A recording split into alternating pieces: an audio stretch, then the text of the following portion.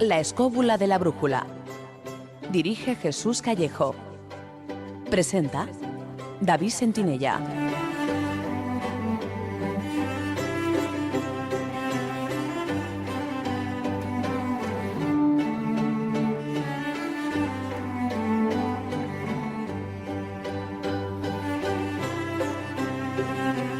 Buenas noches. ¿Qué tal estáis, amigos? Desde los estudios de Radio 4G FM en Madrid, sed bienvenidos a una nueva edición de La Escóbula de la Brújula.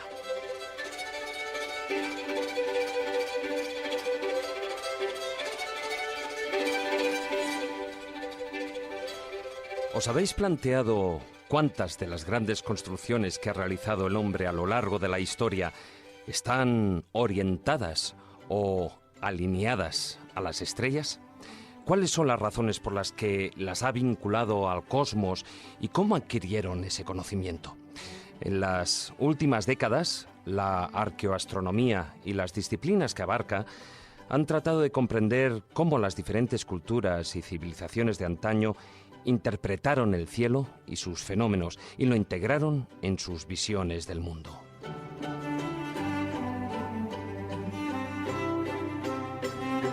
Desde la prehistoria, con los templos como Stonehenge, Karnak, Malta o los dólmenes de Antequera, hasta las grandes catedrales románicas y góticas, pasando, por supuesto, por los templos y pirámides del Antiguo Egipto o de las civilizaciones precolombinas, la inmensa mayoría de estas imponentes estructuras fueron creadas con fines rituales y astronómicos, y la orientación y ubicación de estas construcciones se basaba casi siempre en objetos o acontecimientos astronómicos importantes, como la posición de estrellas brillantes, los planetas, los puntos del horizonte por donde se veía la salida y la puesta de la luna y el sol, o bien la fecha de los solsticios y equinoccios. Pero sus conocimientos aún fueron más allá. Así que esta noche vamos a profundizar en el tema para comprender mejor la cosmovisión de los antiguos constructores y conocer sus vastos conocimientos.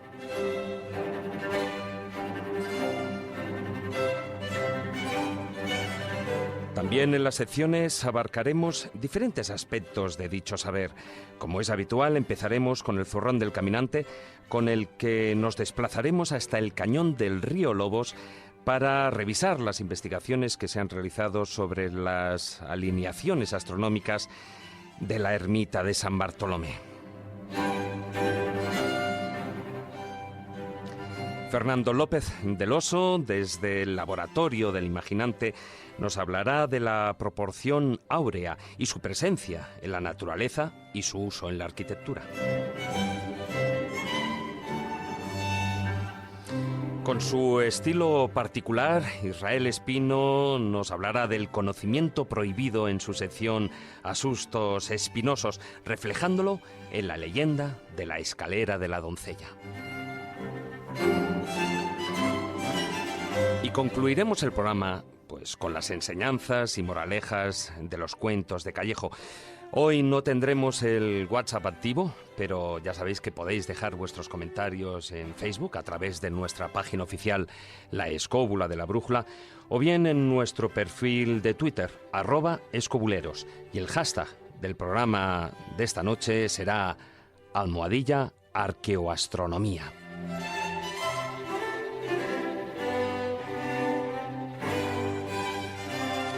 Dicho esto, y con la ayuda de Víctor San Román, que un día más nos acompaña a los mandos de la parte técnica, nos subimos en nuestra particular escóbula voladora para recorrer el planeta en busca de ese conocimiento, de ese saber antiguo, místico y sagrado, oculto a la vista del profano, que ha dejado su huella en nuestros paisajes. Así que, queridos escobuleros, comenzamos. Historia, leyendas, misterio, lugares mágicos. La Escóbula de la Brújula.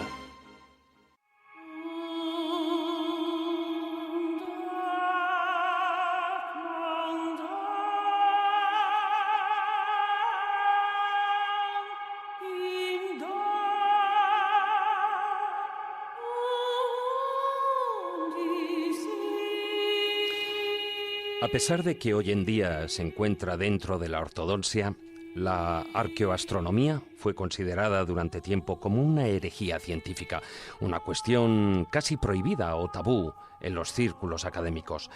Solo las evidencias y el trabajo pionero de algunos arqueólogos heterodoxos la convirtieron en una disciplina científica que busca reconstruir los antiguos conocimientos astronómicos y culturales que detentaron arcanas civilizaciones y que plasmaron en sus edificios sagrados y estructuras funerarias.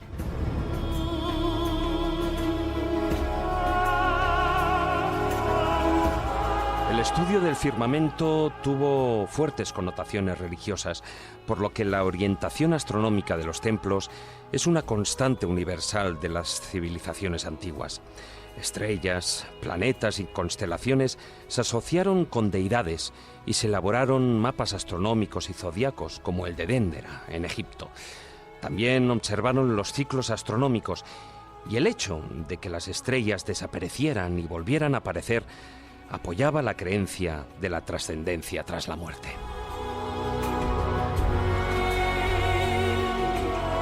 Pero conocer el movimiento de los astros no solo tuvo una motivación religiosa, también tenía importancia en el día a día. Se lograron crear calendarios precisos que permitieron a nuestros antepasados saber en qué momento iban a crecer los ríos, en qué época tenían que sembrar o incluso la posibilidad de hacer predicciones acertadas. Es el caso del calendario egipcio, el mismo que fue utilizado mucho después por Ptolomeo y Copérnico. Los egipcios tenían meses regulares de 30 días y el sistema de 24 horas que inventaron se ha mantenido hasta hoy. De hecho, nuestro actual calendario es igual que el egipcio, pero con las deidades del romano y mejorado con la incorporación del año bisiesto. Estos son solo algunos ejemplos de lo que vamos a tratar a continuación. A lo largo del programa comprobaremos que los conocimientos matemáticos y astronómicos de nuestros antepasados superaban posiblemente con creces el legado que en la actualidad se les atribuye.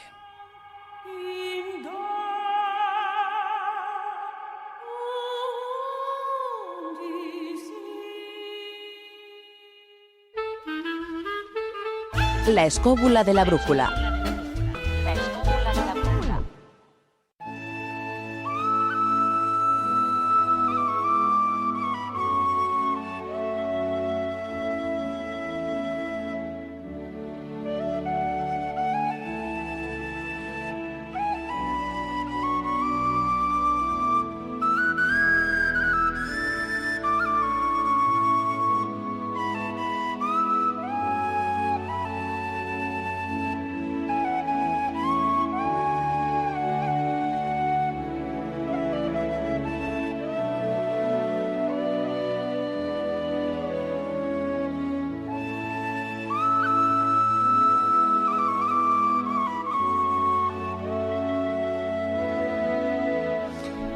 Muy buenas noches, don Jesús Callejo.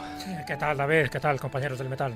Bueno, pues hoy preparados para seguir esos caminos de las estrellas.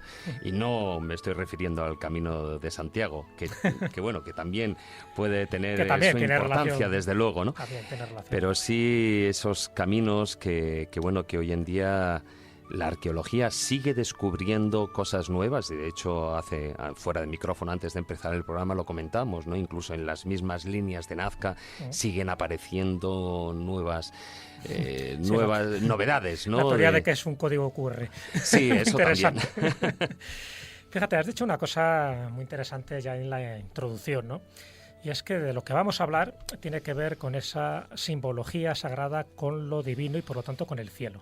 Es decir, muchas de estas estructuras arquitectónicas de las que hablaremos, y están en todas las culturas, en todas las épocas, tiene parte indiscutible de que el cielo estaba poblado por dioses. Y por lo tanto, esa expresión arquitectónica, es decir, esa expresión material de lo que tú estás construyendo en un determinado lugar, es porque intentas asimilar esa morada de los dioses, o bien con la orientación, o bien con las alineaciones astronómicas, o bien sencillamente con determinado simbolismo que tú luego vas a colocar en estos templos, sea una pirámide, sea una pagoda, sea una sinagoga, sea una mezquita o sea una catedral. Yo creo que eso es muy importante tenerlo en cuenta. La mentalidad que tenían nuestros antepasados, y en esta época, cuando digo esta época me estoy refiriendo desde la época prehistórica hasta nuestros días, sabían perfectamente que el cielo estaba poblado por dioses a los que había que agraciar o por lo menos intentar semejar ese Olimpo, ese Monte Meru hipotético que tenían los dioses, había que reflejarlo en la tierra. Y de ahí esa obsesión de que esas construcciones no solo fueran perfectas a nivel arquitectónico, sino que estuvieran bien orientadas. Claro, si al sol lo relacionamos con su deidad suprema, y eso hay multitud de ejemplos, pues el sol cumple una función determinada en todas estas alineaciones. Y claro, no el sol en cualquier momento del año, tiene que ser en los equinoccios, en los solsticios. Entonces, si partimos ya de esa visión o de esa cosmovisión, yo creo que es interesante, importante, para entender muchas cosas de los que vamos a decir esta noche. Ellos sabían que los dioses tenían una presencia en la vida cotidiana del ser humano, y los templos eran templos sagrados, eran templos dedicados no a los hombres, sino a los dioses. Y por lo tanto, desde esa perspectiva, vamos a entender muchas cosas. ¿Por qué se dedicaron tanto tiempo, tanta energía, tanto trabajo a hacer ese tipo de templos que luego con el tiempo al final a lo mejor acababan sumergidos en las aguas o totalmente comidos por la jungla? Pero mientras estuvieron en vida, es decir, mientras estaban activos, eso eran templos para ponerse en contacto con la divinidad, con los dioses. En el fondo, si te das cuenta, casi todos los templos, sea un zigurat, sea una pirámide o sea una catedral gótica con sus agujas, lo que tiendes es a conectarte con lo cielo, con lo celestial, ¿no? Con lo divino, con los dioses. Bueno, muy buenas noches, don Carlos Canales. Hola, buenas noches. Ese resumen que podía ser así en la tierra como en el cielo. Sí, porque además la otra parte para mí apasionante de la astroarqueología es cómo nos ha permitido a los humanos actuales, a la civilización nuestra, el descubrir muchas cosas que desconocíamos del pasado, gracias a que sabemos que nuestros antepasados reflejaban el cielo en sus creaciones, y esas creaciones son muy amplias, desde, como ha dicho Jesús, cualquier templo religioso, hasta cosas de la vida diaria, es decir, bueno, incluso cosas fascinantes como la representación de mitos primigenios, y hablaremos luego, por ejemplo, de la teoría sobre la cueva de Lascaux, que es fascinante, de la idea de que nuestros antepasados de hace miles y miles de años eran capaces de conocer los cielos, y gracias a que lo dejaron plasmado, nosotros saber mucho sobre su pasado, no solamente para conocer elementos y cuestiones que sabemos ahora que eran para ellos importantes, gracias a que lo dejaron marcado en el cielo, en el suelo, lo que veían en el cielo, como algunos elementos que ellos utilizaban o que nos han permitido saber datar en concreto, o generar un debate, que luego lo veremos, sobre la datación de determinados elementos arquitectónicos, gracias a que representan constelaciones o posiciones de estrellas en el cielo hace un determinado número de tiempo, y ahora nosotros somos capaces de reconstruirlo. Creo que la astroarqueología, que realmente es una ciencia muy variada porque utiliza elementos de muchas disciplinas de manera conjunta, que bueno, por otra parte empieza a ser lo común actualmente en las investigaciones sofisticadas y de amplio nivel y gran calidad, nos ha permitido desde que se empezó a sospechar a finales del 17 las investigaciones de Henry Chance o de William Stukeley sobre Stonehenge, de cómo era el mundo de nuestros antepasados, gracias a que se sospechaba que habían reflejado en sus construcciones en nuestro mundo el mundo de los dioses, el mundo de la divinidad, el mundo del cielo. Luego veremos que eso se hacía con un montón de objetivos, desde como los que habéis citado los dos, desde temas meramente agrícolas hasta meras representaciones u homenajes a determinados fenómenos celestes o a su divinidad. Pero la verdad es que es actualmente una de las ramas de la ciencia, rama abierta y amplia, para mí más interesantes y originales que hay. Y luego tocaremos un montón de elementos en los que ahora mismo la astroarqueología está convirtiéndose en un elemento de búsqueda de verdad y de concreción de elementos perdidos de nuestra historia y nuestro pasado. Muy buenas noches, maestro Juan Ignacio Cuesta. Muy buenas noches. Porque fíjate, estamos hablando sobre todo de cuando hablamos de esos términos de astroarqueología o arqueoastrología, lo cual eso luego también... astronomía. Arqueoastronomía. Sí. Arqueoastronomía, perdón. Ya lo cuestionaremos, pero siempre pensamos, en templos que están en las Islas Británicas, o hablamos de Nazca, o hablamos de Egipto, o hablamos de la zona mesoamericana, pero en España tenemos muchas muestras de esas mismas, de ese mismo reflejo o de esa misma búsqueda del orto del sol o de la búsqueda de los equinoccios en las estructuras megalíticas. Bueno, es que es una cosa de sentido común. El primer hombre, el primer homínido que da el salto a la abstracción, enseguida se da cuenta de que vive en un mundo más o menos circular. Quizá no lo conoce como círculo, o quizá no lo conoce como esfera, pero intuye que todo lo rodea, por lo tanto está dentro de una grandísima esfera. Y a partir de ese momento lo que surge es, hasta precisamente con la abstracción, una subdivisión de ese espacio, digamos, esferoidal, en el que poder organizarse. Entonces, ¿qué es lo que hace? Pues dividir el cielo en cuarteles, y cada uno de los cuarteles le encuentra su propia constelación, le encuentra sus propias figuras simbólicas, y eso le va a permitir orientarse. Luego, además, se da cuenta de una cosa que es fundamental. Además, eran mucho más inteligentes en sus primeros estadios que posteriormente, porque descubren que hay una que no se mueve, que es la polar, o en tiempos anteriores podría haber sido otra, y se da cuenta de que más o menos todo gira alrededor de todo esto y establece, digamos, una primigenia matemática, y esto que voy a decir puede sonar herejía, pero no lo es, hexadecimal, que lleva fundamentalmente al desarrollo circular de no solamente la vida, sino la filosofía. Vamos a ponernos en la paradoja que ya la hemos hablado Carlos y yo alguna y otra vez, y en pequeños comités lo hemos comentado. Si nosotros viviéramos en otro sistema que no tuviera que ver nada con el nuestro, uno que tuviera 4 lunas, 2 soles y cosas así, nuestra vida sería completamente distinta, porque la forma de medir las cosas estaría basada en unos elementos estructurales totalmente distintos. Un pequeño matiz sobre esto. Eso que dice Juan Ignacio es interesantísimo, porque efectivamente, y luego lo tocaremos también, los seres humanos desde un tiempo muy, muy lejano tienen la conciencia que viven dentro de una esfera o una bóveda. Eso es real. O sea, hace miles de años que las élites que dirigían las tribus primigenias de la humanidad sabían eso, por lo menos en el entorno de nuestro mundo del hemisferio norte. Y otro detalle, eso ha dicho Juan Ignacio, efectivamente, en la existencia de una luna y un sol, es decir, la existencia de, imaginaos, una estrella binaria o 2 lunas o algo parecido, cambiaría completamente la forma de medir el cielo, porque también afectaría de una manera evidente a las cosechas, a los ritmos de las mareas y a unos elementos esenciales de la vida de cualquier planeta. U otro elemento que no se suele considerar y que es fundamental. Nosotros contamos en base 10 porque tenemos 10 dedos. Si tuviéramos 6 patas como las hormigas, probablemente nuestro mundo, nuestro sistema matemático de cálculo estaría hecho en base 6. Es decir, nosotros contamos a 10, a base 10, porque contamos 5 lobitos. O sea, es que es real, es así, desde niños lo sabemos. Entonces sabemos que nuestro sistema de base de cálculo, exactamente igual que como ha dicho Juan Ignacio, cuando tumbas y miras el cielo, empiezas a observar algunos elementos que, aunque no son inmutables, al observador se lo parecen. Y eso es la relación entre esos elementos inmutables y lo que ocurre en el suelo, las cosechas, las estaciones, es muy rápida. Es decir, se obtiene con gran velocidad, con lo cual que nadie se extrañe si le decimos que hace miles y miles de años los seres humanos, nuestros antepasados, conocían ya muy bien el cielo y algunos elementos matemáticos que hoy nos parecerían muy complejos. Más hay una fecha concreta, es hace 40.000 años. Fíjate, hace 40.000 años marca una especie de goznio bisagra cuando empieza ese concepto abstracto del universo y esa relación un poco con los elementos de la naturaleza.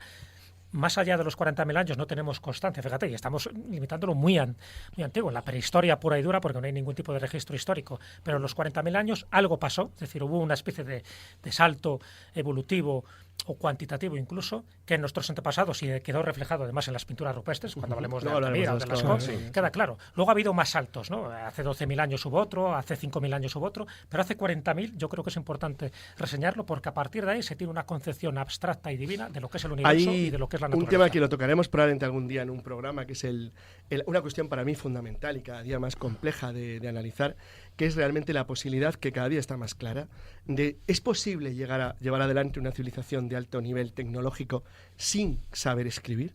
O sea, fijaos que lo que estoy diciendo, sí, sin duda alguna, se sabe ahora sin duda alguna que sí. De todas formas, cuando hablemos, porque tiene que ver con lo que vamos a tocar hoy, con la arqueoastronomía, cuando toquemos algunos elementos de las civilizaciones primigenias, civilizaciones anteriores a las civilizaciones escritas y a las civilizaciones de agricultura, o sea, las civilizaciones de cazadores-recolectores, podemos darnos cuenta del nivel de matemática tan avanzado que adquirieron. Ahí es donde quería ir a parar, porque, bueno, yo creo que ninguno de los que estamos aquí dudamos que posiblemente o con total seguridad nuestros antepasados tuvieron conocimientos superiores a los que hoy en día les concedemos, sobre todo, por ejemplo, a nivel matemático, ya que estabas aludiendo a ello.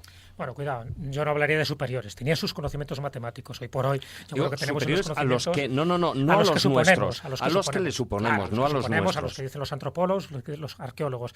Lo que sí está claro es que ellos sí tenían un tipo de conocimientos que por desgracia con el tiempo se han perdido. Y estoy hablando de la época prehistórica. Es decir, cuando ellos construían un menhir, un dolmen o un crolles en un sitio determinado, sabían en qué sitio había que construirlo y en qué sitio había que edificarlo. Bueno, de hecho, creo que ahí es el único elemento que a lo mejor tiene algo de razón David. Creo que, y cada día se sabe más, que había algún conocimiento de la estructura de la Tierra telúrica, no sabemos exactamente muy bien qué, que tenían civilizaciones del Neolítico o incluso anteriores, que nos sorprenderíamos mucho. Sabían algo de la Tierra que nosotros no sabemos, pero no sabemos qué es. Sí, pues digo, eso es lo que por desgracia se ha perdido. Bueno, se ha perdido y de alguna forma se está reencontrando. ¿Por qué? Porque ellos tenían una sensibilidad mayor con su entorno, con su hábitat, con la naturaleza en general. Y la naturaleza siempre ha estado viva en todas sus manifestaciones. De hecho, las civilizaciones paleolíticas en ese sentido y neolíticas vivían en un mundo más avanzado que el nuestro. Esto es curioso, ¿eh? Por eso he puesto solo el ejemplo de esas construcciones megalíticas. Por ejemplo, los menhires. Los menhires siempre se ha dicho que es la acupuntura de la Tierra. Hoy se sabe perfectamente que donde había un menhir es donde había un cruce Hartmann. Los cruces Hartmann se han descubierto relativamente hace muy poco, además, por este investigador alemán. Es decir, son líneas energéticas, líneas telúricas que van de norte a sur y de este a oeste. Entonces, donde había un cruce, ahí hay una especie, vamos a llamarla, de anomalía geomagnética. Ahí construían o ahí colocaban sus menhires. Los dólmenes tenían otra función, que era una función más funeraria, los dólmenes de corredor sobre todo, y luego hablaremos, por ejemplo, de Newgrange en Irlanda y cómo además también esa orientación. Fíjate que ahora se sabe también que las líneas Hartmann afectan a los animales, no todos de la misma forma. No es mismo como el efecto un gato que una hormiga, que es Entonces, eso se ha perdido. ¿Por qué se ha perdido? Porque realmente nos hemos embrutecido más. No exactamente, a pesar de que ha habido saltos evolutivos en la historia de la humanidad, sencillamente porque sí hemos perdido la conexión sagrada con la naturaleza. Y ellos sí lo tenían. Sabía perfectamente. A ver si va a ser lo de que. Igual algunos consideran de que, o sea, igual que tenemos menos pelo que antaño, sí. La evolución nos ha llevado a ver, David, si va a ser cierto otra parte. Lo de que la población aumenta y la inteligencia parece constante. Sí, es un axioma inexorable. No, pero sí, podía ser esa parte. Sí, Maise. Hay una cosa que es absolutamente evidente. Nosotros lo vemos todo desde el punto de vista, digamos, esférico, que significa el ojo humano. Pero como dice aquel, hay muchos mundos, pero están en este. Nuestro punto de vista en los ojos de una abeja es distinto. En los ojos de una hormiga es distinto, en los ojos de una vaca es distinto. ¿Por qué? Porque todos los seres vivos, cada uno ve pragmáticamente de acuerdo a las necesidades que tiene y a las que la evolución le ha permitido desarrollar. La vaca, por ejemplo, tiene una visión que tú no puedes tener, porque es una visión a 180 grados. O sea, ve a un lado y a otro, pero para el centro no ve. Para adelante no ve, porque a él los peligros no le vienen por delante, sino que le vienen por aprecia el movimiento. Claro, entonces eso nos ha llevado a que nosotros, como digamos esa especie de rey de la creación, hayamos, digamos, construido esta esfera de alguna manera que no se podía regir más que por otros principios que los principios de las matemáticas. O sea, el número pi aparece en una etapa muy temprana de la humanidad porque era una consecuencia lógica de lo que estaba viendo. Y eso seguramente que lo sabían a nivel intuitivo mucho antes de la aparición del convencionalismo. No, es evidente que las mediciones, la existencia, durante mucho tiempo se discutió, ahora creo que nadie lo discute, la existencia de medidas universales como la yarda megalítica en el occidente antiguo, que es una teoría que en su momento fue muy discutible, ahora mismo cada día está más claro que había una civilización primigenia en Europa que conocía en un mundo prehistórico donde no se escribía, no solamente mantenía un comercio bastante notable y una expansión del conocimiento a lo largo de todo el continente y una vida bastante más amplia y rica de lo que creemos, sino que encima tenía un conocimiento matemático altísimo. O sea, eran capaces de realizar grandes cálculos matemáticos complejos, aparentemente con elementos muy sencillos. Por ejemplo, yo hace poco vi una cosa que me encantó, que era un intento de reconstrucción del sistema de cuenta maya. Cómo contaban los mayas sin tener ningún sistema de cálculo, simplemente utilizando sus dedos y las manos. Y es fascinante cómo se van a los niños a multiplicar, dividir y hacer cálculos complejos utilizando simplemente los dedos. Una cosa sorprendente. Bueno, o como los chinos inventaron la máquina de calcular, que fue el abaco en tiempos en que prácticamente ni se escribía. O sea... Bueno, a lo largo de todo el programa vamos a ir hablaremos también de algunas de esas orientaciones de los templos, hablaremos de también esa parte funeraria que tiene suma importancia, sobre todo a la hora de construir esos templos y del estudio de la arqueoastronomía. Evidentemente, como decía Jesús, pues guarda una relación con los dioses, con ese mundo del más allá y, por supuesto, eso guarda una relación con la muerte. Pero ahora vamos a dar paso a las secciones.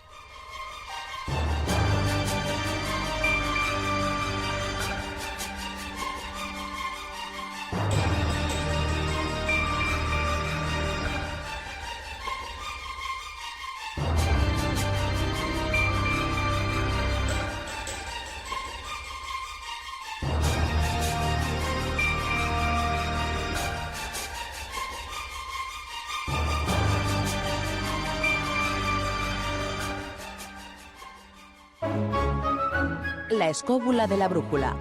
Dirige Jesús Callejo. Presenta David Sentinella.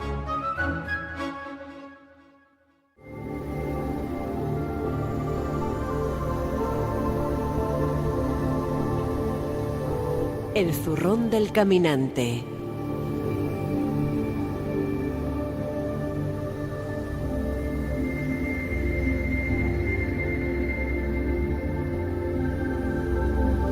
Y bueno, hoy ese zurrón nos vuelve a llevar a ese cañón del río Lobos. Digo, nos vuelve a llevar porque, bueno, hemos estado con la escóbula y hemos estado en alguna ocasión allí, incluso in situ, ya no solo a través del mundo virtual de la radio, sino organizando un grupo yendo allí y comprobando in situ pues muchas de las cosas que vamos a comentar aquí.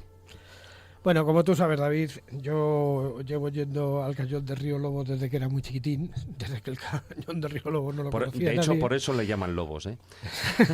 Pues fíjate que el río antes se llamaba Río Rejas y no se llamaba Río Lobos, pero bueno. No te vas a parar entre rejas y Mola lobos. más Lobos.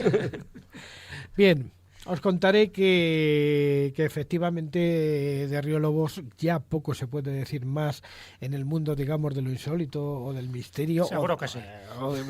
Bien. Es un lugar que se le ha dicho de todo, que si lo hicieron los templarios, que si no lo hicieron los templarios. Si es que da lo mismo. Si el problema de Río Lobos, de San Bartolomé de Río Lobos, es que está donde está. Y ese es el auténtico problema. La ¿Por qué? ubicación del templo. Efectivamente, la ubicación de dónde está y además qué cosas suceden con este templo. Porque digamos que un grupo tarraconense de un buen amigo, Rafael Fuster, estuvo trabajando en las posibles alineaciones astronómicas del templo de San Bartolomé en Río Lobos y descubrió cosas muy interesantes dentro del templo, como por ejemplo la existencia de una serie de señales que daban noticia de alguna manera de cómo se movía el sol por el interior en los solsticios. Y en los equinoccios, efectivamente. Bueno, en este caso concreto se vio una losa en el suelo que era circular, de alguna manera, que se iluminaba a través del famoso rosetón de los corazones, la pentalfa famosa que todo el mundo conoce del lugar. Yo creo que es una imagen que tenemos todos en la cabeza. Y además hay por decirlo de alguna forma, una cruz de 5 puntas con el vértice hacia abajo, para que la gente, y además hay 2 rosetones. Sí, lo que pasa es que se va entrelazando como una especie de arabesco porque posiblemente tiene origen de las escuelas orientales, porque incluso ha ido hasta el propio Ángel Almazán de Gracia, que es uno de los grandes estudiosos de la zona, ya comentó que podría venir de ese supuesto taller de San Lucas que se dice, pero bueno, que en definitiva lo único que hace es hacer referencia a los artesanos bizantinos, a los artesanos que venían con las tradiciones propias de la zona de Oriente Medio. El hecho es que a través de ese rosetón entra una luz en estos momentos importantes del año que establece un trazado en el suelo y al final se para en un lugar donde hay un círculo. La losa de la salud, ¿no? Efectivamente. Y luego va, digamos, que siguiendo ese reguero hasta que desaparece totalmente, dándonos clara idea de que quien lo construyó allí, lo construyó precisamente buscando ese efecto de la luz. Que para qué lo buscaba, tampoco lo sabemos muy bien, pero que lo buscaba está claro. Vamos, no tenemos porque ni idea. claro, cuando uno llega a San Bartolomé y dice, bueno, ¿y por qué lo colocaron aquí encima de esta piedra y de esta manera y no sé qué? Es que no parece lógico, porque no es un templo puesto sobre un llano, siguiendo, digamos, una orientación hacia algún punto de algún referente. No, está en medio de un cañón y está encima de la piedra más incómoda de todas. Y ahí se buscaron la idea de crear una estructura, una especie de supraestructura geométrico-matemática que estaba relacionada fundamentalmente con los movimientos del Sol en el propio cañón del río Lobos. ¿Para qué servía esto? Bueno, tenemos como referencia que la Cueva Grande, que es la que está justamente al lado, tenemos la impronta de unos símbolos que ya hicieron hombres de la Edad del Bronce y de la Edad del Hierro sobre las paredes que se referían a ciertas constelaciones. Bueno, pues estas constelaciones son las que quedan reflejadas también en muchísimas de las marcas de cantero que hay en Río Lobos. O sea, Río Lobos no es un templo cualquiera, no es una iglesia para hacer misas, ni para hacer bautizos, ni para que vayamos allí, digamos, a sentirnos muy bien en compañía de la doctrina católica. No, es un mecanismo Es un mecanismo que está relacionado fundamentalmente con el movimiento de los astros y con el movimiento de las estrellas. Y además en uno de los lugares más insólitos posiblemente de toda la geografía española, yo diría incluso de los más interesantes de toda Europa, porque es que encontrarse con aquello allí significa que alguien descubrió que aquello era un lugar importante y que merecía la pena hacer un templo como aquel en un lugar tan extraño. Siguiendo a Fernando Jiménez del Oso, dice, algo nos ha de explicar en algún momento el por qué la gente en tiempos pasados fueron a construir sus santuarios en sitios tan raros, moviendo tal cantidad de piedra desde sitios tan absolutamente alejados y por qué las colocaron de esa manera. Hemos perdido de alguna manera el conocimiento de por qué. Pero lo que es cierto es que eso es un mecanismo, o sea, no es un mecanismo cualquiera, es un mecanismo que está, es un, vamos, en palabras de tienda, es un gnomón. Bueno, llama la atención dos cosas de entrada, ¿no? Cuando estás allí te llama mucho más la atención y sobre todo si encuentras la ermita abierta para ver, por ejemplo, esa losa de la salud que está justo enfrente del altar de la Virgen de la Salud, donde está el rosetón, la orientación y tal. Bueno, lo primero que llama la atención a aquel que va es que incluso a día de hoy, en el siglo XXI, esa ermita está construida en medio de la nada, es decir, que tienes que ir adrede. Imaginaros en el siglo XII cuando se construye esa ermita. Es decir, es cierto lo que dice Juan Ignacio, ahí no se hacían misas, ni bodas, ni bautizos. Es decir, el que iba allí iba con una intencionalidad y normalmente para hacer algún tipo de ritual. Está claro por la lejanía. Había que ir a caballo y no todo el mundo tenía caballo en aquella época y el acceso era bastante complicado porque ya lo es actualmente. Eso de entrada.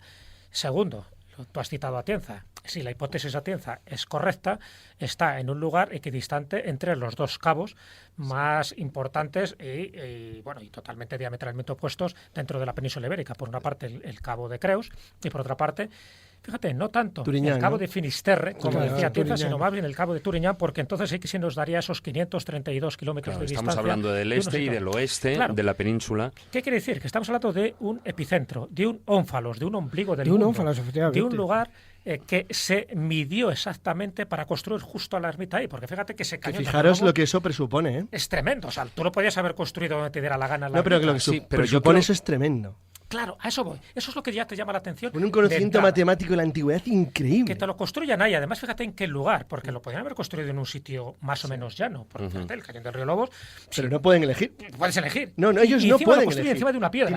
Tienen que hacerlo. ¿Por qué? Porque, desde mi punto de vista, hay un tipo de secreto que se está ocultando y posiblemente ese secreto tenga que ver con el subsuelo. Pero claro, la orientación es a estas investigaciones que ha hecho Rafael Fuster relacionadas con el solsticio, cómo entra un rayo de sol, ilumina una determinada losa y eso luego va recorriendo, ¿no? Como si fuera todo un recorrido solsticial y por lo tanto un ciclo solar, eso le da un plus. Si encima pensamos en las marcas de cantero, y una de las marcas de cantero que había en el interior, tal como nos dijo Eric Álvarez cuando nos enseñó la ermita, tiene que ver con una constelación. Es decir, que el culto a las estrellas, o por lo menos el conocimiento astronómico, ya era evidente para los templarios o quien construyera esa ermita en el siglo XII.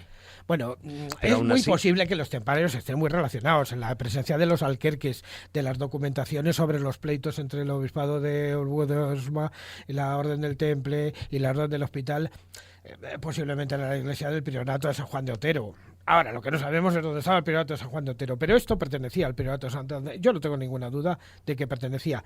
Que los templarios tenían estos conocimientos o no, porque yo pienso que los templarios aprovecharon más del sitio que lo construyeron. Porque realmente estamos en una iglesia protogótica, no estamos en una iglesia románica.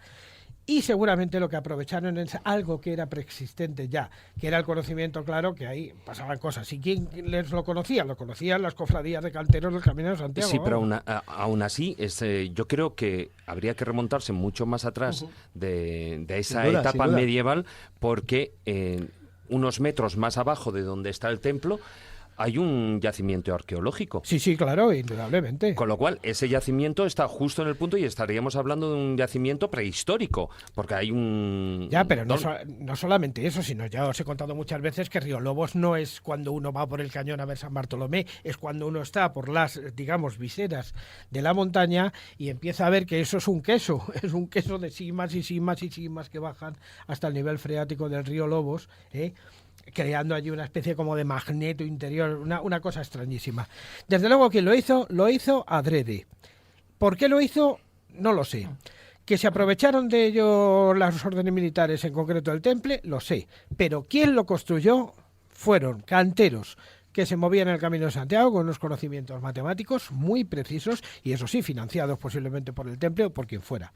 Lo que está claro es que no construyeron una iglesia, construyeron un mecanismo, un gnomon. Para ser justos en la investigación, hemos mencionado a Rafael Fuster, pero también lo hizo en colaboración con Jordi Aguadé. Sí, claro. Tenemos aquí el estudio y es interesantísimo. Un dato más, un poco porque además viene a cuento lo que estamos diciendo. Fíjate que normalmente los templos románicos, los templos cristianos medievales de aquella época están orientados de este a oeste. O sea, que una forma de orientarte en la naturaleza, si ves cualquier iglesia románica y verás que está del este al oeste, siempre es así. Sin embargo, en el Cañón del Río Lobos y en alguna otra construcción no es así. En este caso sí que está orientado al noreste, lo cual eso ya es bastante significativo porque sí nos está indicando esa orientación deliberada para que se produjera esa, vamos a llamarle, ese milagro de la luz solsticial, igual que en otros templos, y luego lo mencionaremos, ocurre el milagro de la luz equinoccial. Sí. Entonces, en este caso, que esté orientado en ese momento hacia otra dirección, en este caso al noreste, que no es lo habitual. Por ejemplo, se da el caso también de la Catedral de Mallorca, que está orientado en este caso al sureste, pero se busca de forma deliberada, no porque no supieran orientar un templo. Lo normal, por decirlo así, la norma genérica es de este a oeste, y esa es la norma. Tú entras por el oeste y al final el altar, por decirlo así, donde está Cristo, donde está la Virgen, donde está un santo, es decir, donde está la luz, ese sería el este. En estos casos se ha hecho y eso mismo se hace en las tumbas. Claro, exactamente. La cabeza tiene que estar en el este. Si en el caso del Cañón del Río Lobos tú lo orientas deliberadamente al noreste, ¿por qué es? Fíjate, esto se me ocurre algo y no viene en el estudio de Jordi Aguadé ni Rafael Fuster, pero sabéis que, por ejemplo, en los templos budistas, en los templos orientales, sí que están orientados hacia el noreste porque pensaban que por el noreste es donde vienen los demonios, donde vienen los malos espíritus, y por lo tanto ahí se orientaban para protegerlos, porque ahí colocabas a ese tipo de monstruos, en fin, de ogros, de seres bastante deformes, para evitar que entrara lo pernicioso a un lugar sagrado que se supone que es un lugar neutro. Entonces, yo no sé si en la Edad Media y en el cristianismo conocían perfectamente esa especie de simbología que se da en Oriente, pero el hecho es que el Cañón del Río Lobos, esa ermita de San Bartolomé, que por cierto el santo ya tiene de por sí muchas connotaciones iniciáticas, es decir, claro, el santo que muere despellejado, es decir, que muere el hombre viejo para nacer el hombre nuevo, eso también es por algo. O sea, ya sabéis que las ermitas, cuando se las dedica a un santo, cuando hay una advocación determinada, sea mariana o sea santoral, es por algo. Es decir, no se busca un santo cualquiera. San Juan Bautista está claro que tiene una vinculación siempre con las aguas, y en este caso San Bartolomé, que era un santo propicio para los caballeros templarios. O sea que si juntamos todo esto, está claro que nada es casual. Y que está relacionado fundamentalmente con la serpiente, que es el símbolo de la sabiduría. Aparte de que hay una cuestión que es absolutamente evidente.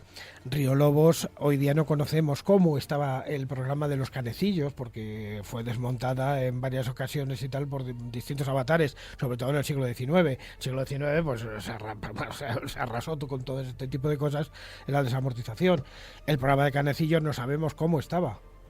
Eso nos hubiera aclarado mucho la cosa. Hoy día pues no sabemos exactamente. Es un tipo de cómic para interpretar el secreto que esconde la ermita de San Bartolomé claro. en Lucero. O sea, que te quiero decir que el que no conozcamos ahora la orientación, o en este caso el orden exacto de los canecillos, no quiere decir que no nos dé idea de que realmente esos canecillos, en función de dónde están colocados, nos está dando una lección clara de simbología medieval, y que nos están diciendo, desde mi punto de vista, que hay un secreto, y ese secreto está justo en el subsuelo de la ermita. Pero hay uno en concreto que ese es insólito en todo el románico y en todo el gótico, que es el de la transmigración de las almas, o que se identifica con la transmigración de las almas, que es el que tiene los tréboles en forma de cruz, que andan como en perspectiva. Cuidado con ese canecillo, que ese canecillo indica muy bien para qué servía Río Lobos. Vamos, que tenemos que volver, ¿no?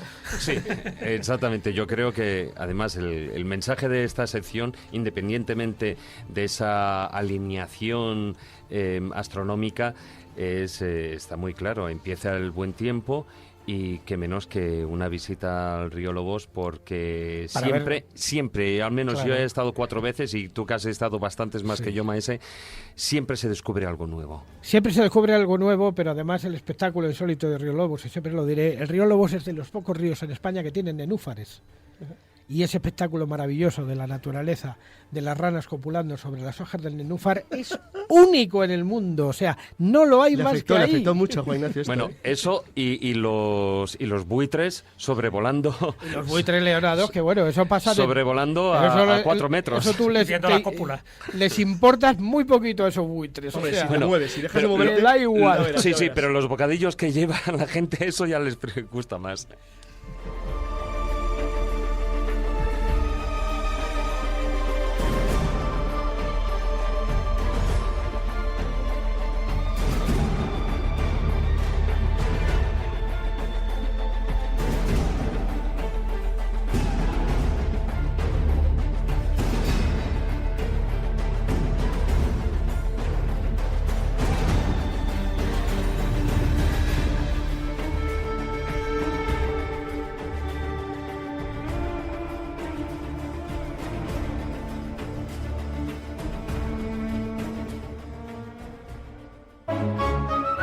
La escóbula de la brújula. El laboratorio del imaginante.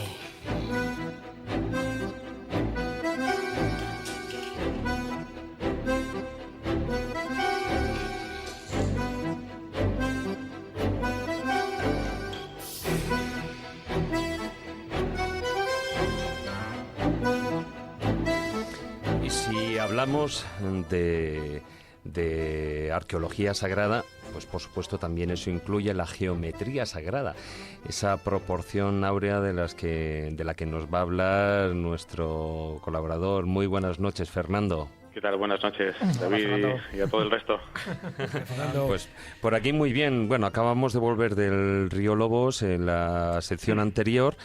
Un lugar que también conoces de haber estado por ahí más de una ocasión. Sí, yo he estado con Juan Ignacio, que siempre me llevaba a ver unas ranas que copulaban, no sé con qué intención, pero... Sí, tiene un especial interés. Él quiere ver cúpulas o cópulas, o sea, una de las dos cosas tiene que ver en el viaje. No lo he podido olvidar. Bueno, hablemos de esa proporción divina. Sí, bueno, la proporción divina... gracias por preguntármelo a mí precisamente, ya veo por dónde van los tiros. Seguro que tiene el número de oro en la mano. Lo tienes, seguramente. Bueno, no, yo creo que era una buena manera de aproximar esta sección que siempre toca un poco la ciencia y la naturaleza con este tema tan fascinante, porque resulta que esta proporción áurea o divina proporción o número de oro o simplemente phi para abreviar, pues está presente en muchos de estos templos antiguos y templos o construcciones con carácter sagrado, ¿no? Como si tuviera un valor esotérico.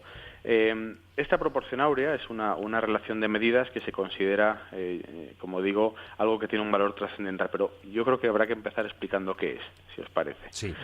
La proporción áurea geométricamente es la siguiente. Si cogemos un segmento y lo dividimos en dos partes, en una mayor y una menor, estas tendrán la proporción áurea cuando la mayor sea la pequeña como el total a la mayor.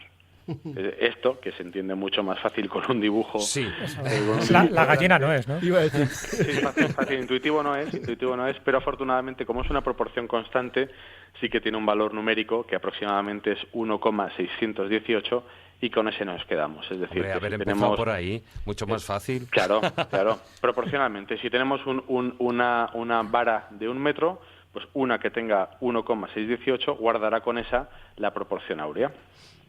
¿Y por qué ese número tan raro para una proporción mágica está en todo el planeta, en todo el universo, en todas partes? Sí, eso lo veremos porque no he encontrado yo una explicación fácil.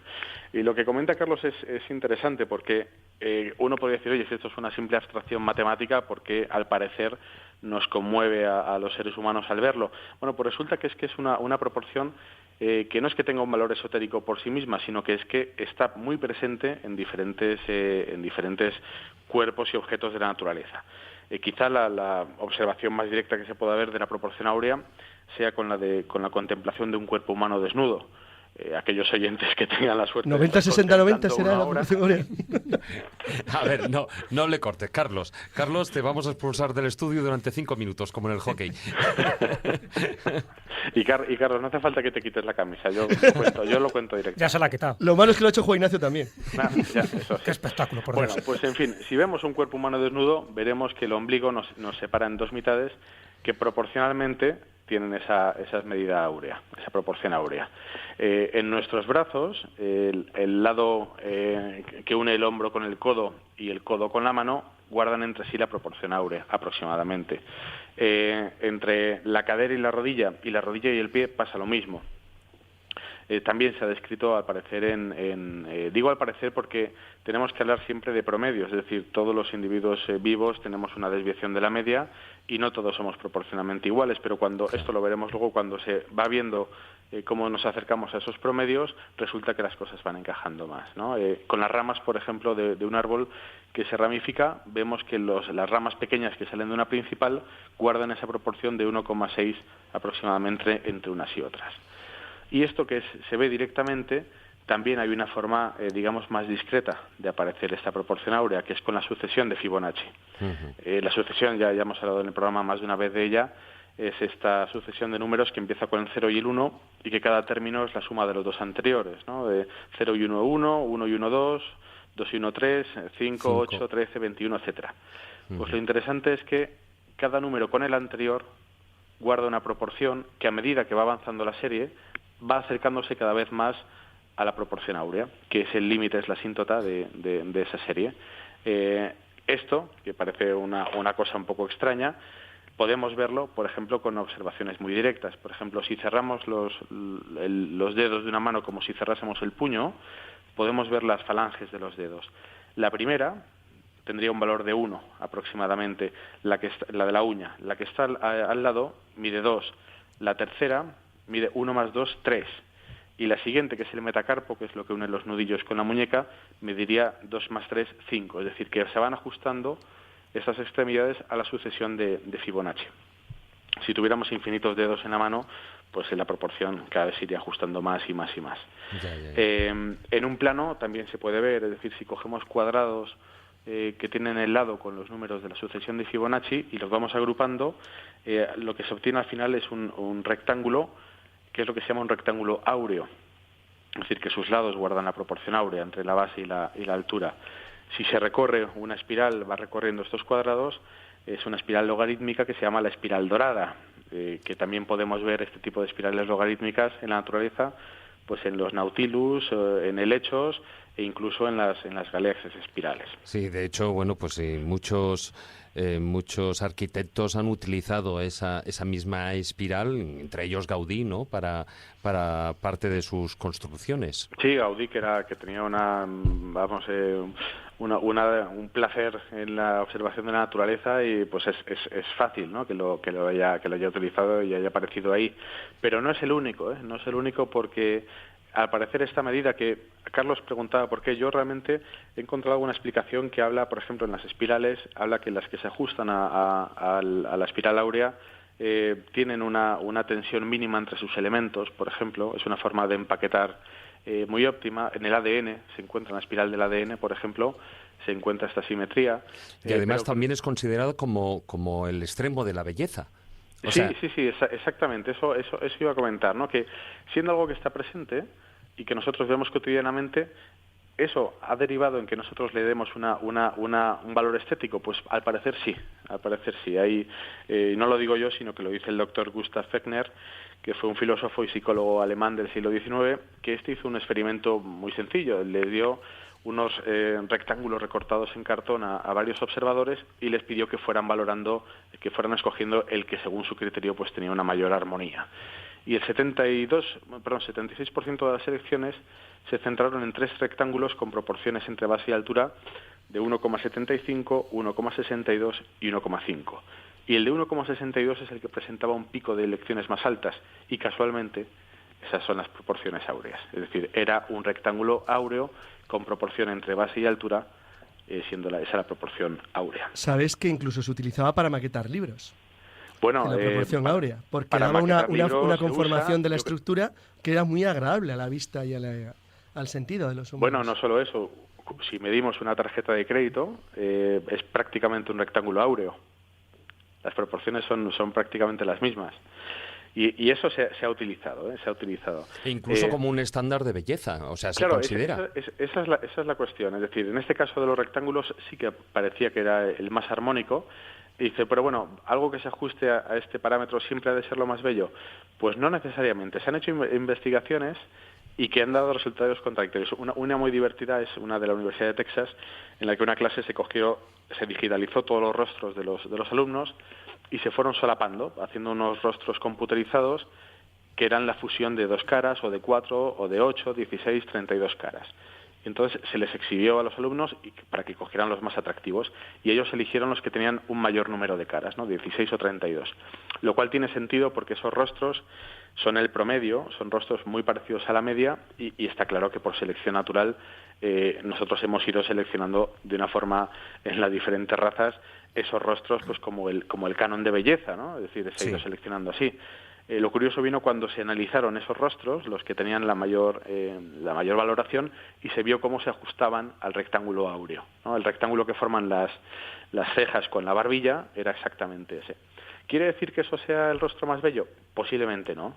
Hay rostros que se salen de la media y que son mucho más atractivos, pero lo que está claro es que es armónico en sí mismo, y luego también que esas medidas que hemos ido viendo pues en los brazos, en las manos y tal, es posible que en otras partes del cuerpo se ajusten a esas proporciones del número, de la proporción áurea, vaya. ¿Y los rostros de Leonardo da Vinci, por ejemplo, estarían sujetos a esa proporción áurea?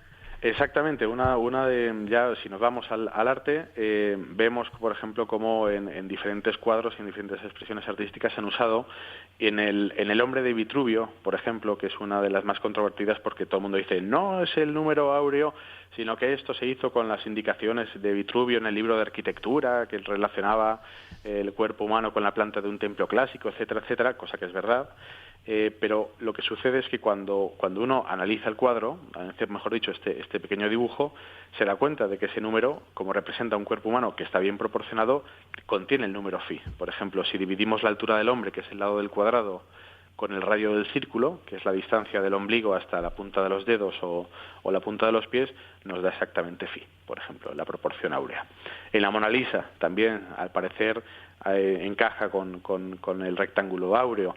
Es decir, hay otros cuadros, por ejemplo, el de Leda atómica de Dalí, que sí que se saben que específicamente trabajó él con un matemático para hacer un estudio del pentágono áureo y tal, y la composición del cuadro encaja exactamente, ¿no? Hay bocetos además que así lo demuestran.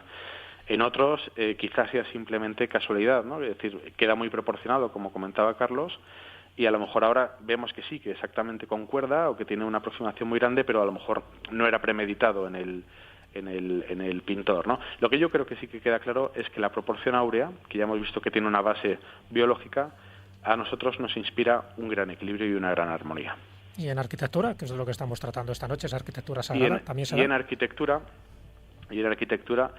yo voy a dejar algo lanzado. Bueno, antes de nada me voy a ir con Le Corbusier, ¿no? que para eso era arquitecto, que lo que hizo fue diseñar un sistema de medidas armónico con el hombre que se llamaba modulor, y que lo que partía era de dos medidas humanas, una de la altura promedio de hasta el centro del cuerpo, hasta el ombligo y hasta la mano levantada, y que multiplicando o dividiendo por el número de oro, por el número áureo, iba sacando una escala de medidas teóricamente ideal pues para diseñar cosas armónicas con el hombre, desde manecillas de puertas hasta habitaciones con la altura perfecta, ¿no? Y lo que se sabe también es que este número áureo, esta proporción áurea, está presente al menos en templos clásicos, ¿no? En el Partenón de Atenas es uno de los que se comenta, y otro es en la Gran Pirámide, que yo sé que de esto vais a hablar luego seguramente en Filandón, y ahí lo dejo. Bueno, templo clásico Partenón sí, ¿no? Lo de la Gran Pirámide ya es muchísimo más discutible. Eso yo creo que, y tú lo sabes bien, y precisamente ya la has llamado la Gran Pirámide y no la has llamado Pirámide de Keops. Ya de por sí solo ella merece un programa tranquilamente. Sí, da para eso y para más. Bueno, pues con esa proporción áurea te dejamos. Ahora el bocata que te prepares, dadas las horas de la noche, digo por la cena, ya que tenga también proporciones áureas, lo que no sé si de antebrazo o de hombro, pero... Llámalo Fi. Llámalo Fi, exactamente. Por ejemplo, ¿no? Mientras esté proporcionado, todo vale. Sí, desde luego. Y bien relleno. Un abrazo muy fuerte, Fernando. Otro para vosotros. Un abrazo, hasta luego. Un abrazo.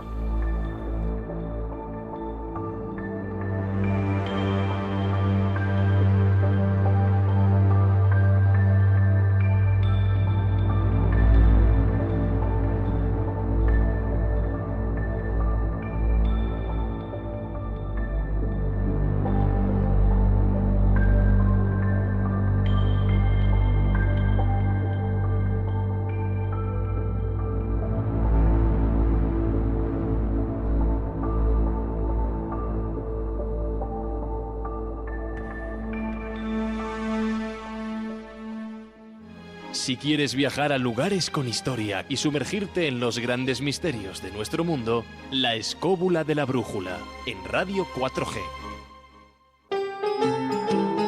Asustos espinosos.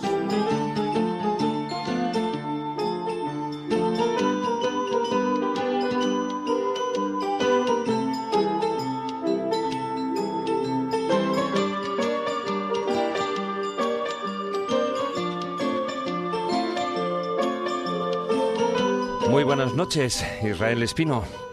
Muy buenas noches, compañeros.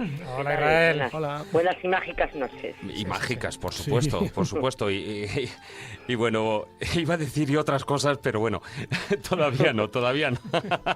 Oye, una cosilla, hoy que nos traes, hablando de la arqueoastronomía, ¿tú crees que detentar el conocimiento prohibido es un problema?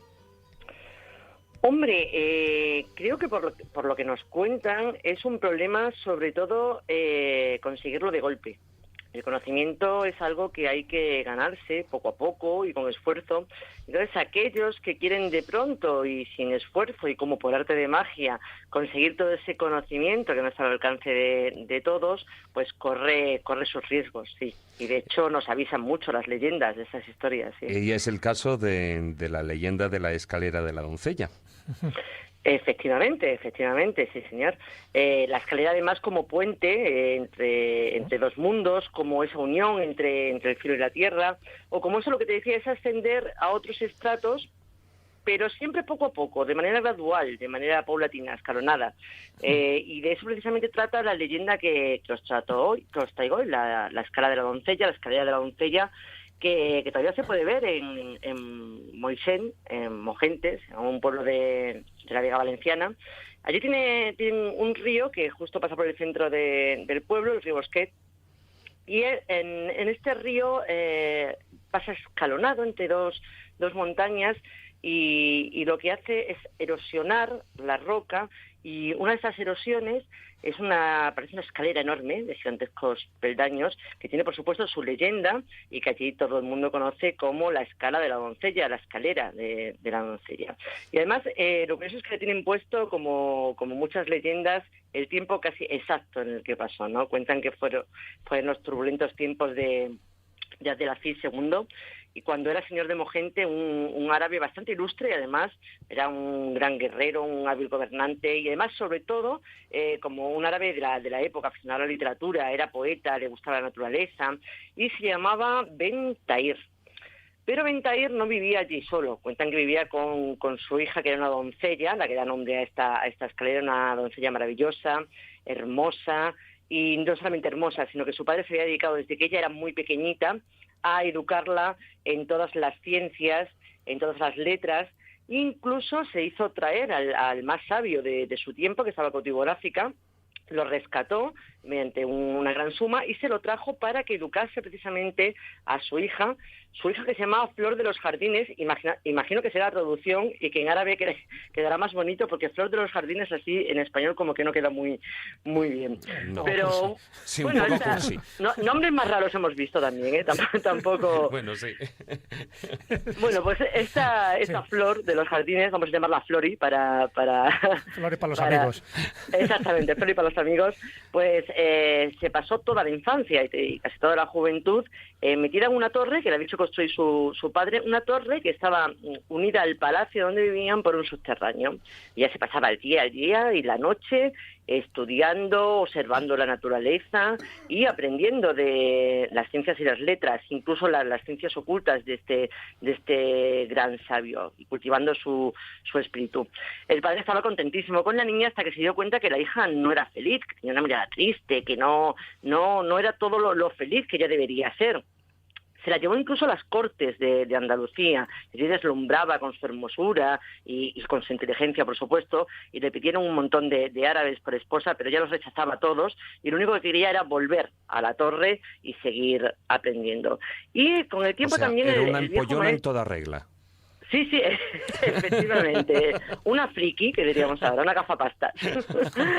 y cuentan que el viejo maestro, pues también estaba cada día, pues igual que la alumna, cada día más triste. Entonces ya se mosqueó. El jefe árabe le dijo, bueno, a ver, ¿qué pasa aquí? Y entonces el sabio le dijo, mira, pues tu hija es que ha llegado a una edad en que siente un vacío en su corazón que más difícil es de llenar cuanto mayor es su inteligencia. Y ella no puede ser feliz con la felicidad de otras jóvenes, que son más simples. Ella sabe tanto como los hombres más sabios, tiene más poder que los príncipes, y su ideal no existe en la tierra. Y yo, pues mira, yo estoy triste porque estoy viendo que me voy a morir de un día para otro, porque mi vida se agota, y oye, me gustaría terminar en mi patria, así que por favor pido licencia para irme a morir allí.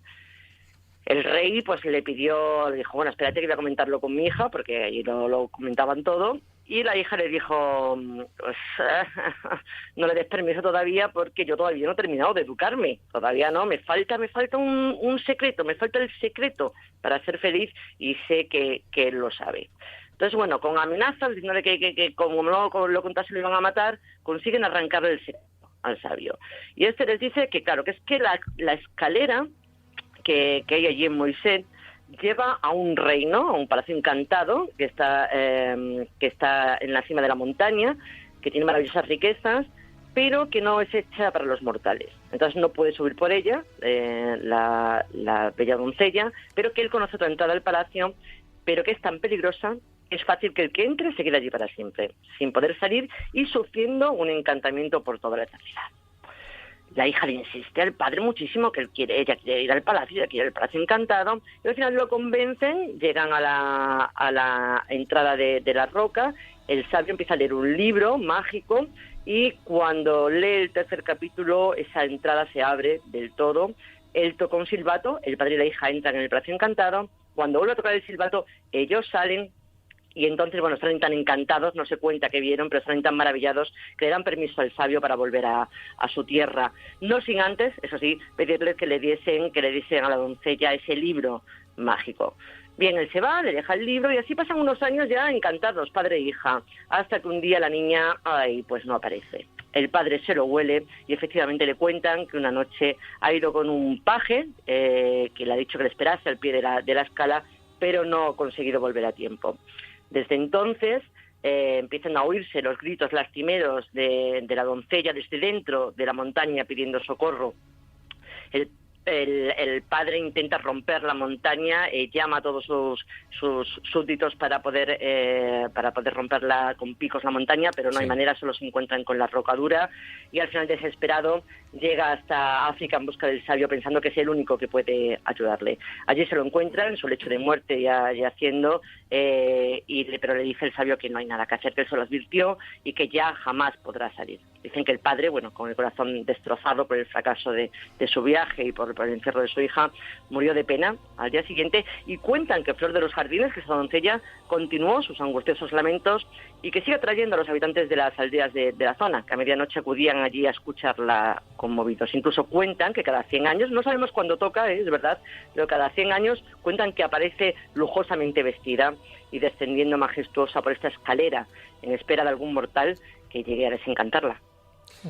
Hombre, es una historia bonita. Además, muy curioso. Fíjate que hay una serie de elementos en esa leyenda que has contado, Israel, que para mí son muy significativos. Primero, ese silbato, el sonido, ¿no?, que es del que de alguna forma abre un poco el ábrete sésamo, abre ese palacio encantado, ¿no?, donde ocurren cosas extraordinarias. Por otra parte, ese ciclo de los 100 años, ¿no? Donde parece que se renueva cada cierto tiempo toda, pues eso, en la regeneración un poco de la naturaleza, en este caso, pues que esta mujer pueda salir, ¿no? de ese embelesamiento, ese encantamiento. Y por otra parte la escalera, ya sabes que la escalera es lo que une la tierra con el cielo, es de algunas construcciones arquitectónicas como el zigurat, como las pirámides escalonadas, como la chacana, por ejemplo, o incluso los templos que se llaman Scala Dei dentro del mundo católico cristiano, lo que te hace es ponerte en conexión entre el mundo terrestre y el mundo, en este caso, subdivino, porque está debajo de la tierra, es decir, estamos hablando del mundo de los elementales, del mundo de los encantamientos, o celeste. Sí, de hecho, ¿no? se le dice en la leyenda es curioso, se dice que es un palacio de las hadas. ¿Ves? Cuando las hadas como tal en el mundo árabe, no sé, te enseñan los jinn en tu caso, pero sí es cierto que es exactamente ese mundo de los elementales que está encerrado en la montaña. Y siempre esos 100 años, o 200 o 300, ves que siempre son ciclos numéricos, ciclos temporales, donde se abren esas puertas y donde puede desencantarse durante o no. Unos instantes, efectivamente. O permanecer otros 100 años en el mismo estado.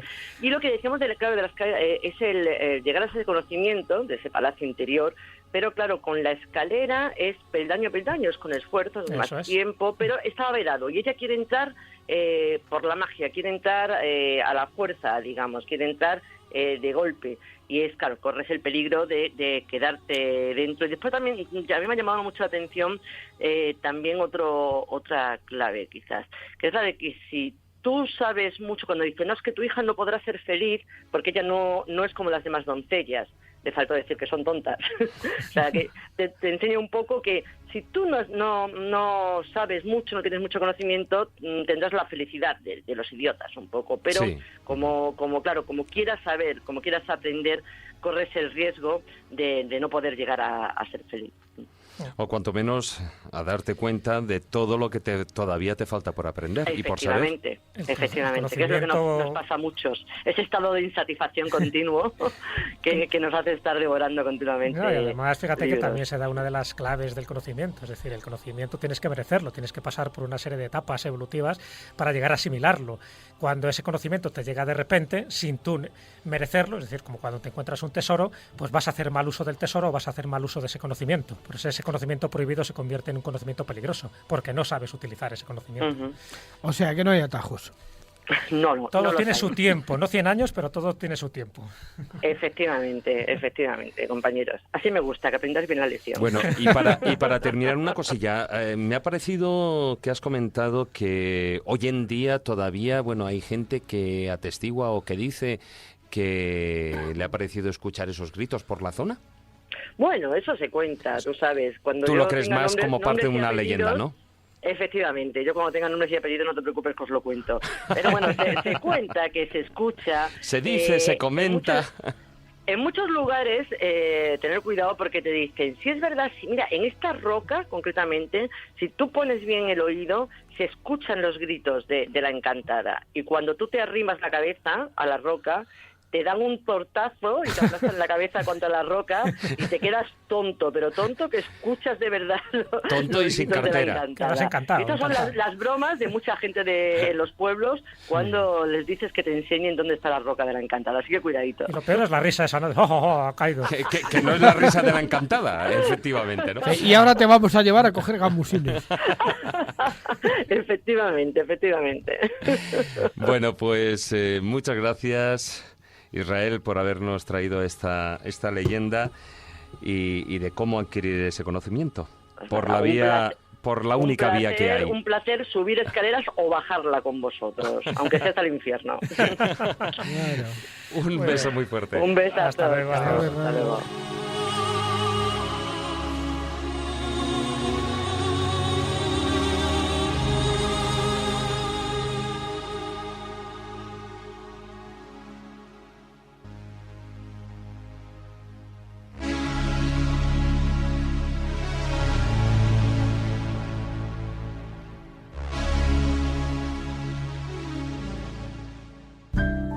La escóbula de la brújula. Dirige Jesús Callejo. Presenta David Sentinella.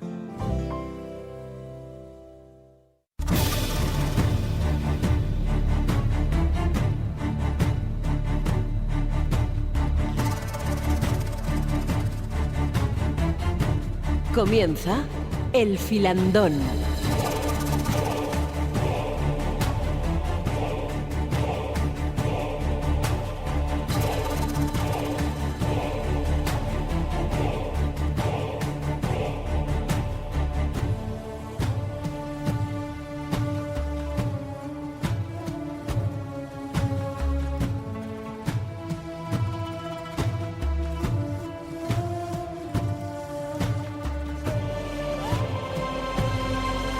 Bueno, pues las 11:09 de la noche damos paso al Filandón y vamos, ya que estamos hablando, vamos a seguir esa cronología temporal y vamos a iniciar en la época prehistórica porque puede sorprendernos hasta cierto punto el que pues en construcciones, en catedrales románicas o góticas, pues haya ciertos conocimientos, cierta simbología implícita dentro de las construcciones.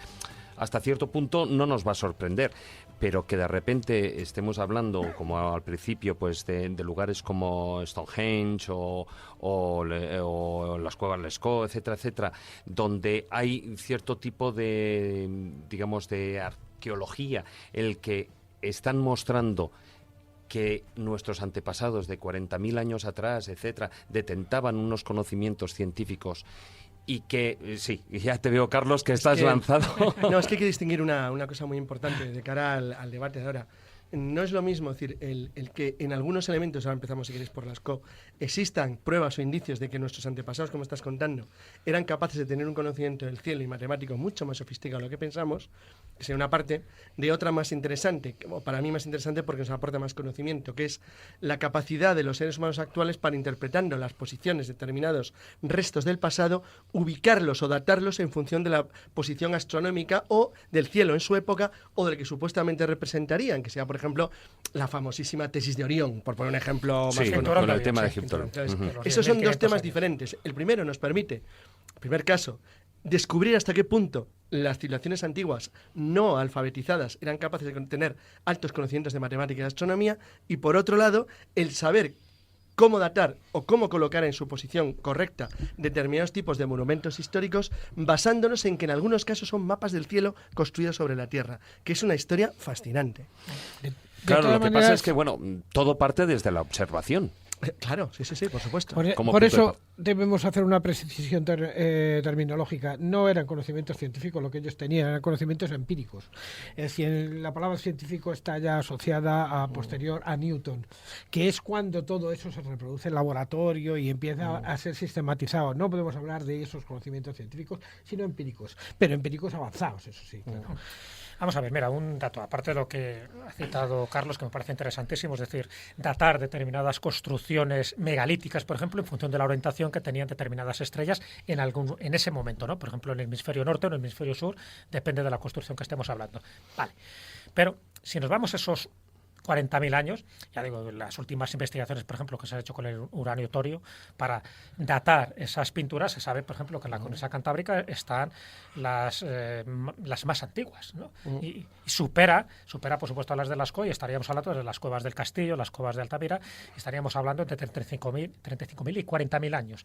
Bueno, con independencia de que las hicieran o no hicieran esas pinturas los Homo sapiens o los Neandertal, que eso nos llevaría a otro debate interesantísimo, lo que sí está claro es lo siguiente, ¿no? Y bueno, lo quiero dejar aquí sobre la mesa, sobre este tapete, sobre esta tertulia, desde el primer momento. Sabéis que en este tipo de pinturas, antes de meternos en arquitectura, antes de meternos en los megalitos, este tipo de pinturas tienen como dos representaciones. Por una parte, aquellas donde se ve claramente que hay representaciones de animales, sean bisontes o cualquier otro tipo de animal, que servían o bien para como ritos propiciatorios para la caza, o bien para eliminar los posibles depredadores que podía tener el hombre primitivo en aquella época. Entonces quedaban representados en la caverna. Y por otra parte están los otros símbolos, los que se llaman símbolos ideográficos, símbolos que pueden ser una raya, un punto, una serie de líneas y que no se ha sabido muy bien cómo interpretar. Ya sabes que hay una tesis, por una parte antropológica o chamánica, y por otra parte hay una tesis cosmológica, es decir, que muchos de estos puntos están representando lo que ellos veían dentro de sus observaciones solares. ¿Qué quiere decir? Que eran los primeros astrónomos. Y a lo mejor no solo los hombres, sino las mujeres, porque son las que realmente estaban más tiempo en las cuevas y posiblemente son las que dataran mejor esos ciclos ciclos. De hecho, se sabe que en algunas de las cuevas, por ejemplo, está representado todo el ciclo menstrual de la mujer. Por lo tanto, observaban perfectamente las fases de la luna en relación a los ciclos femeninos. Hay una cuestión muy importante. Realmente, y sigo hablando, como he empezado al principio, de alto conocimiento matemático, lo cual no quiere decir alta tecnología. Esto es muy interesante. Es decir, los elementos primeros de marcado o de señalización de los fenómenos solares se hacen simplemente por una observación de carácter astronómico horizontal. Es decir, por ejemplo, yo me fijo en una montaña a través de la cual se pone el sol todos los días. Entonces, en la montaña detrás de la que se pone el sol me hace de marca, es la muesca que yo marco para yo saber que en un momento dado por ahí se va a ocultar el sol. Este fenómeno, que se puede relacionar con otros elementos como los solsticios de verano o con cualquier fenómeno lumínico extraño, es decir, que a ti te sorprende que pueda ser recogido, es completamente diferente de cara a lo que es la construcción de una sociedad. Es el elemento principal para tú empezar. Tú empiezas a marcar cosas que te llaman la atención y luego las vas asociando con elementos que a ti te resultan útiles. Por ejemplo, no sé, estoy diciendo los desplazamientos de las manadas de determinados animales en la época antigua o en la época de las cosechas, el momento idóneo para sembrar. Bueno, todos estos elementos van formando parte de una cultura que se va acumulando, que las sociedades de tradición eran capaces de transmitir de padres a hijos mediante probablemente un cuerpo, un colegio de sacerdotes o de especialistas, que eran los que dominaban y conocían ese poder, pero que tenía la suficiente importancia como para que pudiera ser transferido a todas las generaciones y no dejar por ello de ser un conocimiento técnico-matemático bastante elevado. ¿Y por qué he hecho técnico aparte de matemático? Porque según la civilización iba avanzando, estaba relacionado con elementos que tú utilizabas para poder moverte. Un ejemplo muy sencillo y muy simple: el pontífice de Roma. Pontífice significa el constructor de puentes. Sí. Es porque recuerda los tiempos en los que los latinos vivían en el centro de Europa durante las migraciones indoeuropeas, y el pontífice era el sacerdote, el sabio, el que sabía cuándo había que atravesar los ríos en las migraciones de primavera. Entonces, todo ese tipo de memoria va quedando vinculado a un conocimiento de la astronomía, de la matemática, de la naturaleza, que va pasando de generación en generación y que, bueno, luego simbólicamente pues representa el cuerpo de los sabios elegidos en cada tribu.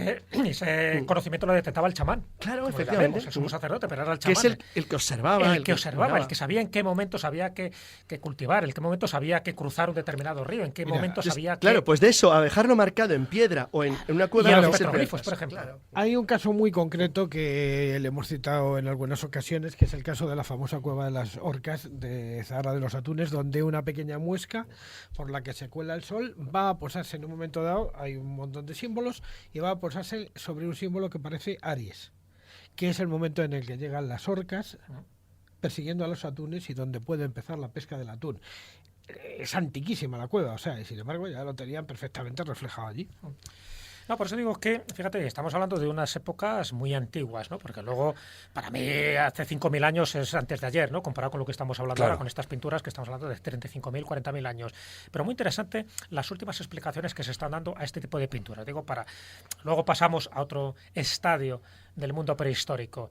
Cada vez se está analizando más, ¿no?, este tipo de símbolos ideográficos que os comentaba antes. Por ejemplo, la cueva de Lascaux, hay toda una teoría que yo no sé hasta qué punto tiene su cierta credibilidad, ¿no? El Triángulo de Verano. Diciendo que, claro, exactamente, el Triángulo de Verano. Por ejemplo, una de las escenas, que es la escena del pozo, increíble además, porque ya sabes que en las pinturas rupestres no suele haber escenas, es decir, hay animales sueltos y punto, pero una escena quiere decir que tú puedas interpretar toda una escena desde un punto de vista simbólico es muy complicado. Bueno, pues ahí, donde aparece básicamente, para que la gente se haga una idea, pues eso, un hombre itifálico, es decir, que tiene el pene erecto, tumbado, con cabeza de pájaro, lo cual es bastante llamativo, y al lado un bisonte que está eviscerado. Bueno, pues hay algunos autores que han intentado interpretar esta escena no desde un punto de vista chamánico, pensando que está en el trance y que por lo tanto el pájaro representa el alma que está trascendiendo hacia el más allá, sino que lo representa de acuerdo a una clave astronómica, diciendo que tanto el bisonte, el ave y el hombre estarían representando 3 estrellas, Vega, Altair y Deneb, que comúnmente conocidas como ese triángulo de verano, y que por lo tanto estaba señalando un momento preciso dentro de ese hemisferio norte donde posiblemente podríamos datar esas pinturas. Claro, esto yo no sé si el hilar muy fino, claro, realmente igual es que es excesivamente especulativo. Por eso, pero bueno, pero no deja de ser curioso que gente de ciencia, gente antropólogos, o sea, no estamos hablando del clásico chalao que dice, bueno, yo veo aquí, no, estudios. Esto fue Michael Ravenfuch de la Universidad de Múnich. De muchas páginas publicados en revistas especializadas donde dicen este tipo de cosas. Claro, fijaros esto, que lo que nos abre, esta arqueoastronomía interesantísima, donde desde lo más sencillo, desde lo más antiguo, ya tenían una interpretación cósmica, esa cosmovisión que quedaba reflejada donde ellos lo podían reflejar. Que bien, en los petroglifos, por ejemplo, las espirales ya sabéis que están muy relacionadas, por ejemplo, con nuestra propia Vía Láctea, ¿no? Que tiene forma de espiral, claro, y por lo tanto con el viento del cosmos. Muchos de los símbolos que vosotros conocéis, como el triskel, la triqueta, serían representaciones cósmicas de ese movimiento y por lo tanto son símbolos protectores porque están asociados como símbolos solares. Bueno, si esto es verdad y tiene una interpretación astronómica, lo que nosotros consideramos ahora como talismanes realmente es lo que antiguamente también se considera como talismanes porque es lo que te conectaba con los dioses, con el cielo y por lo tanto con el sol. Bueno, pero además es que hay casos que son absolutamente determinantes. Saliéndonos del tema de las pinturas y los petroglifos y vamos a las construcciones megalíticas y además nos quitamos voluntariamente de Stonehenge, que ya todos sabemos que es famosísima, que es perfecta y todo lo que queramos. Sí, pero que todavía se sigue sin saber realmente claro, lo que es. Y nos vamos a los Pirineos. En el Pirineo Navarro, parte del Pirineo Vasco y parte del Pirineo Ostense, pero fundamentalmente el Pirineo Navarro, vamos a encontrar más de 3.000 cromlechs, sí, que se sabe perfectamente que son representaciones de asterismos, que no son exactamente constelaciones, sino pequeñas estructuras que están dentro de las propias constelaciones. Por ejemplo, en una de ellas, que se llama Los Tres Reyes, están perfectamente representadas las 3 estrellas de Orión, las del cinturón de Orión, sí, que han dado tanto que hablar con respecto a las pirámides y tal, porque es que están perfectamente representadas. Pero es que hay más de 3.000 cromlechs pirenaicos en una época de la que no sabemos nada. O sea, los nada. más conocidos son los de Karnak, pero que hay muchísimos Claro, más. que hay muchísimos sí, más. Muchos que se han destruido o que han desaparecido de su ubicación original. Fíjate, uno de los principios esenciales de origen de la arqueoastronomía estuvo en la medición, en el estudio de los alineamientos, porque se empezó a darse cuenta la gente rápidamente que los alineamientos megalíticos no eran casuales, sino que obedecían a un patrón que tenía que ver con los astros y las estrellas.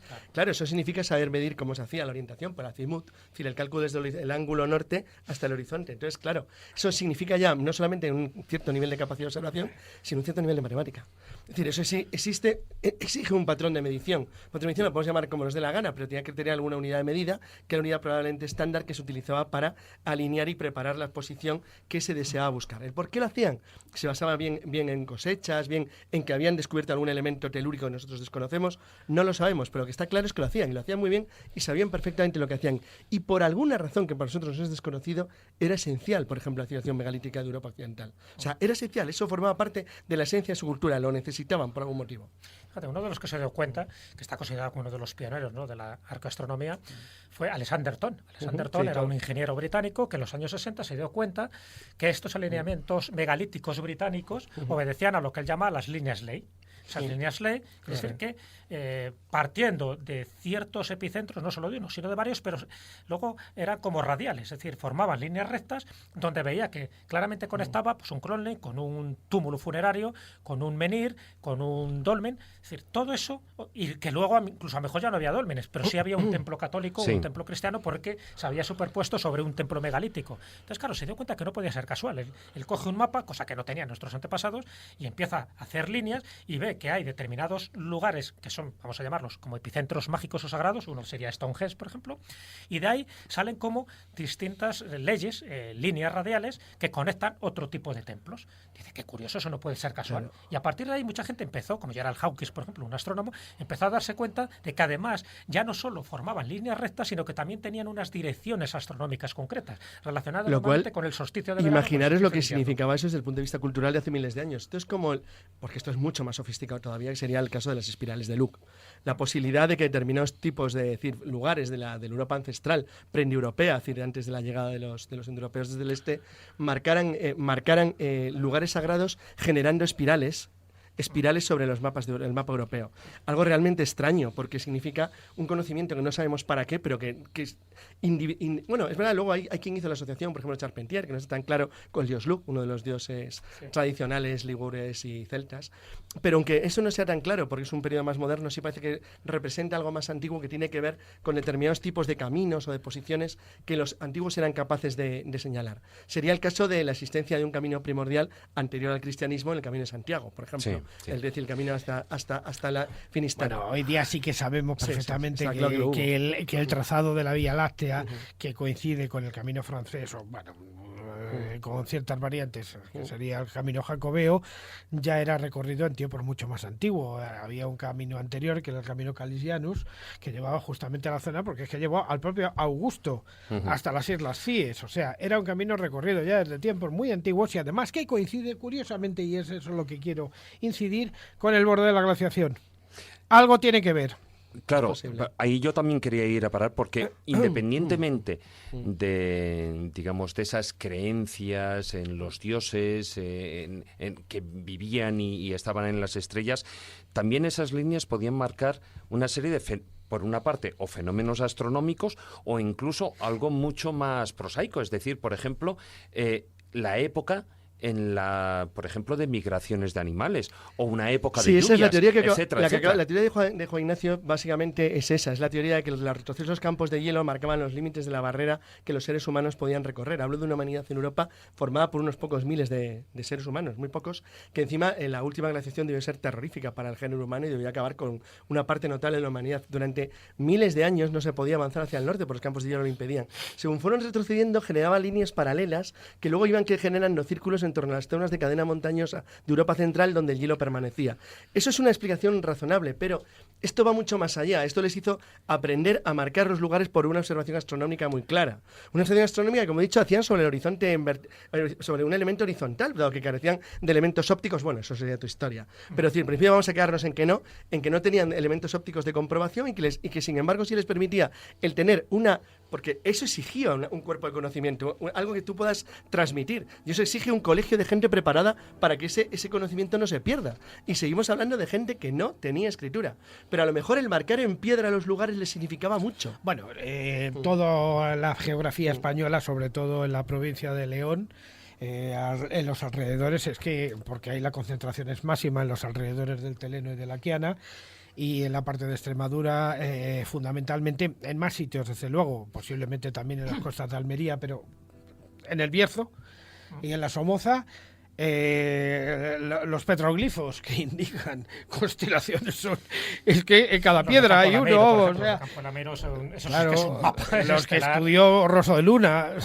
Bueno, pero fijaros un dato, ¿no? Antes de pasar un poco a la siguiente parte cronológica, que para mí también me llama la atención, un poco lo quiero compartir con vosotros, cómo también los ríos marcan claramente esta definición de los dos campos en los que los antepasados vivían, que era el campo de la vida y el campo de la muerte. O sea, un río, estoy pensando por ejemplo en Stonehenge, sabéis que para mí el primer centro de peregrinación fue Stonehenge, además se ha demostrado, es decir, había todo un camino de vida que estaba cerca del río que pasaba por allí y otro camino de muerte porque la gente iba allí a curarse o a morir, a ser enterrada cerca de Stonehenge. Algo que posteriormente ocurre con Egipto, donde la orilla este y la orilla oeste está delimitando la de esa los zona. vivos y la de los muertos. Exactamente. Y fíjate, siempre el río como símbolo de vida, el río que nos lleva, en fin, esa gran novela, ¿no?, de José Luis San Pedro, cómo el río está marcando un poco esa línea divisoria, un poco lo que muchos antropólogos dicen,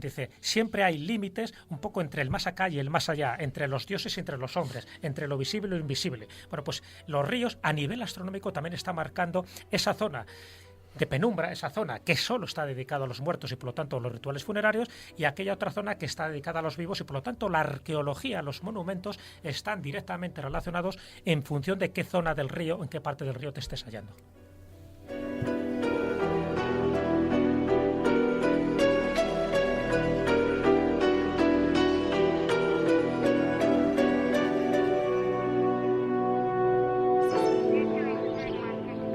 Dejamos a un lado la época prehistórica, y ya que nos estamos metiendo, además, hablando de ese río, viene que ni pintado, pues pasar a lo que fueron las grandes civilizaciones, por ejemplo, en este caso la egipcia, ¿no? Porque es curioso ver, por ejemplo, cómo la venida de los muertos de Teotihuacán pues coincide, por ejemplo, con la dirección de la Vía Láctea, que es ese mismo curso del río Nilo, ¿no?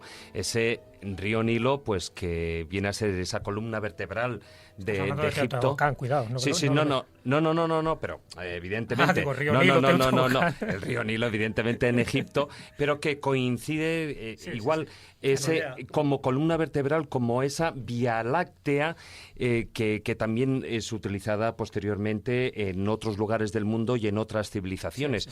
Y entonces, bueno, pues por ejemplo, al hilo también de lo que decía Carlos, de esa similitud, el que en un momento determinado, bueno, pues Robert Bauval lo saca con esas teorías de del guardián del Génesis, etcétera, donde, bueno, pues hay esas 3 estrellas que vendría a ser la meseta de Giza y el cinturón de Orión. Que Robert Bauval, cuando él expone por primera vez la teoría de Orión, que es una teoría revolucionaria, que es desechada por todo, al principio, este loco que dice tal, fíjate cómo luego la multidisciplina, la entrada de otras disciplinas científicas dentro del asunto va cambiando todo. Estoy pensando en Robert Schoch.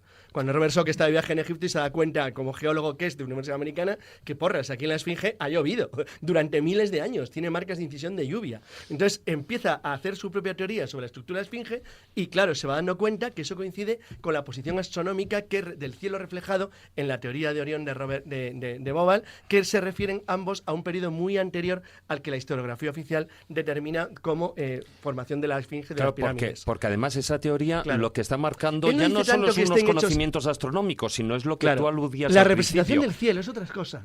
Claro, y la cronología, cronología de las construcciones. Atención, esto es importante así. En tanto que Robert Schoch sí lo que intenta determinar es que la Esfinge tiene 2 partes y que fue construida una parte, es decir, la parte más antigua, muy anteriormente, es decir, que no es la cabeza de la época, habitualmente se dice. En el caso de Bauval no decía que necesariamente fuera hecho la pirámide en esa época, sino que por alguna razón los egipcios querían reflejar el cielo de esa época. Es decir, que era lo que les interesaba. Y que para él no existe ninguna duda de que se construyó toda la estructura de Giza pensando en la reconstrucción del cielo hace unos 10.000 años, que es básicamente, en resumen, la teoría de Bauval. Y Graham Hancock también lo dice. Claro, Hancock sí, lo mismo. No, es curioso porque fíjate que a partir de ahí, hablan de 10.500 años antes de Cristo, o sea, estamos hablando de una etapa prediluviana donde de alguna forma estos edificios lo que hacen es marcar una serie de lugares geográficos para recordar que alguna catástrofe o va a ocurrir o ha ocurrido y que no se olvide con el paso del tiempo. Esto es muy interesante porque es una teoría, por ejemplo, de Jordi de Santillana, por ejemplo, que lo comenta. Es decir, cuando hablamos de mitos y nos vamos muy atrás, estoy hablando de mitos egipcios, de mitos védicos, por ejemplo, de la antigua India, cuidado, los mitos no están haciendo referencia a acontecimientos históricos, están haciendo referencia a acontecimientos catastróficos. Sí, y pero que tiene que ver con la precesión ya que de los has citado equinoccios. uno, y este es claramente astronómico, pero forma parte de una de leyenda, porque es astronómico porque no puede verse. Es decir, cuando las historias védicas cuentan la historia del puente de Rama, el puente que unía Sri Lanka, Ceilán con el subcontinente indio, siempre se consideró que era una leyenda que los Vedas habían recogido que los indoeuropeos habían recogido los arios de los antiguos Vedas, y que había la leyenda de que había estado míticamente unido Ceilán con la India, pero es que el puente de Rama existe.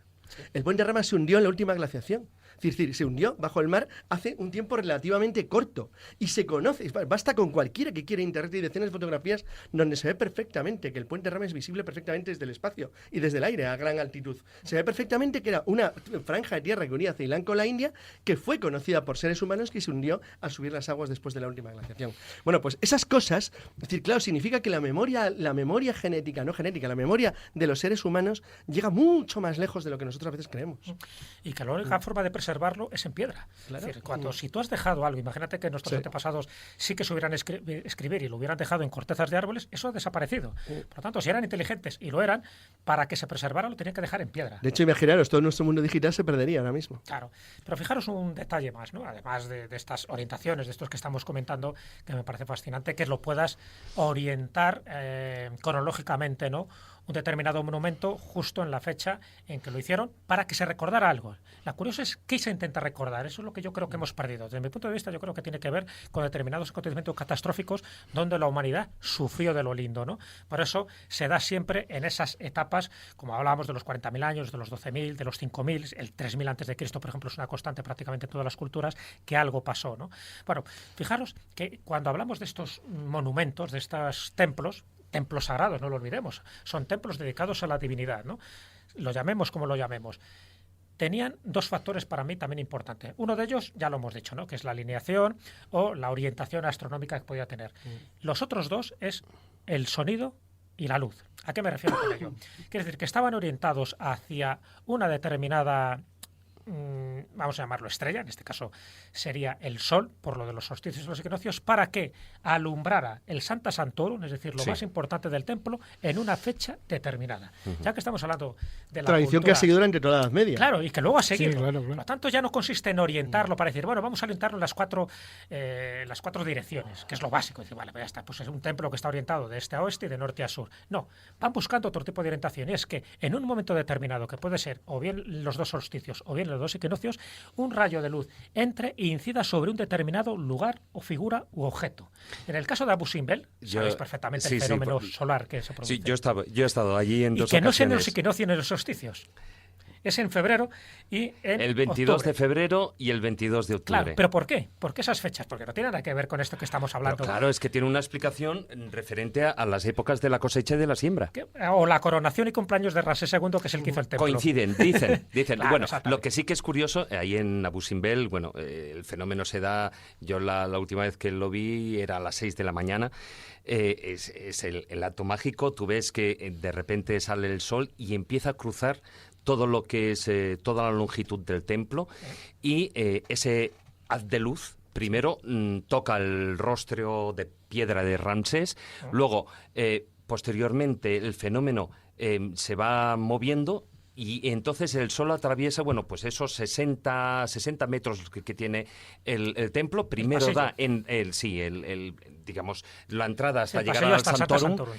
Y entonces el primer rostro, como digo, que da es el de Ramsés.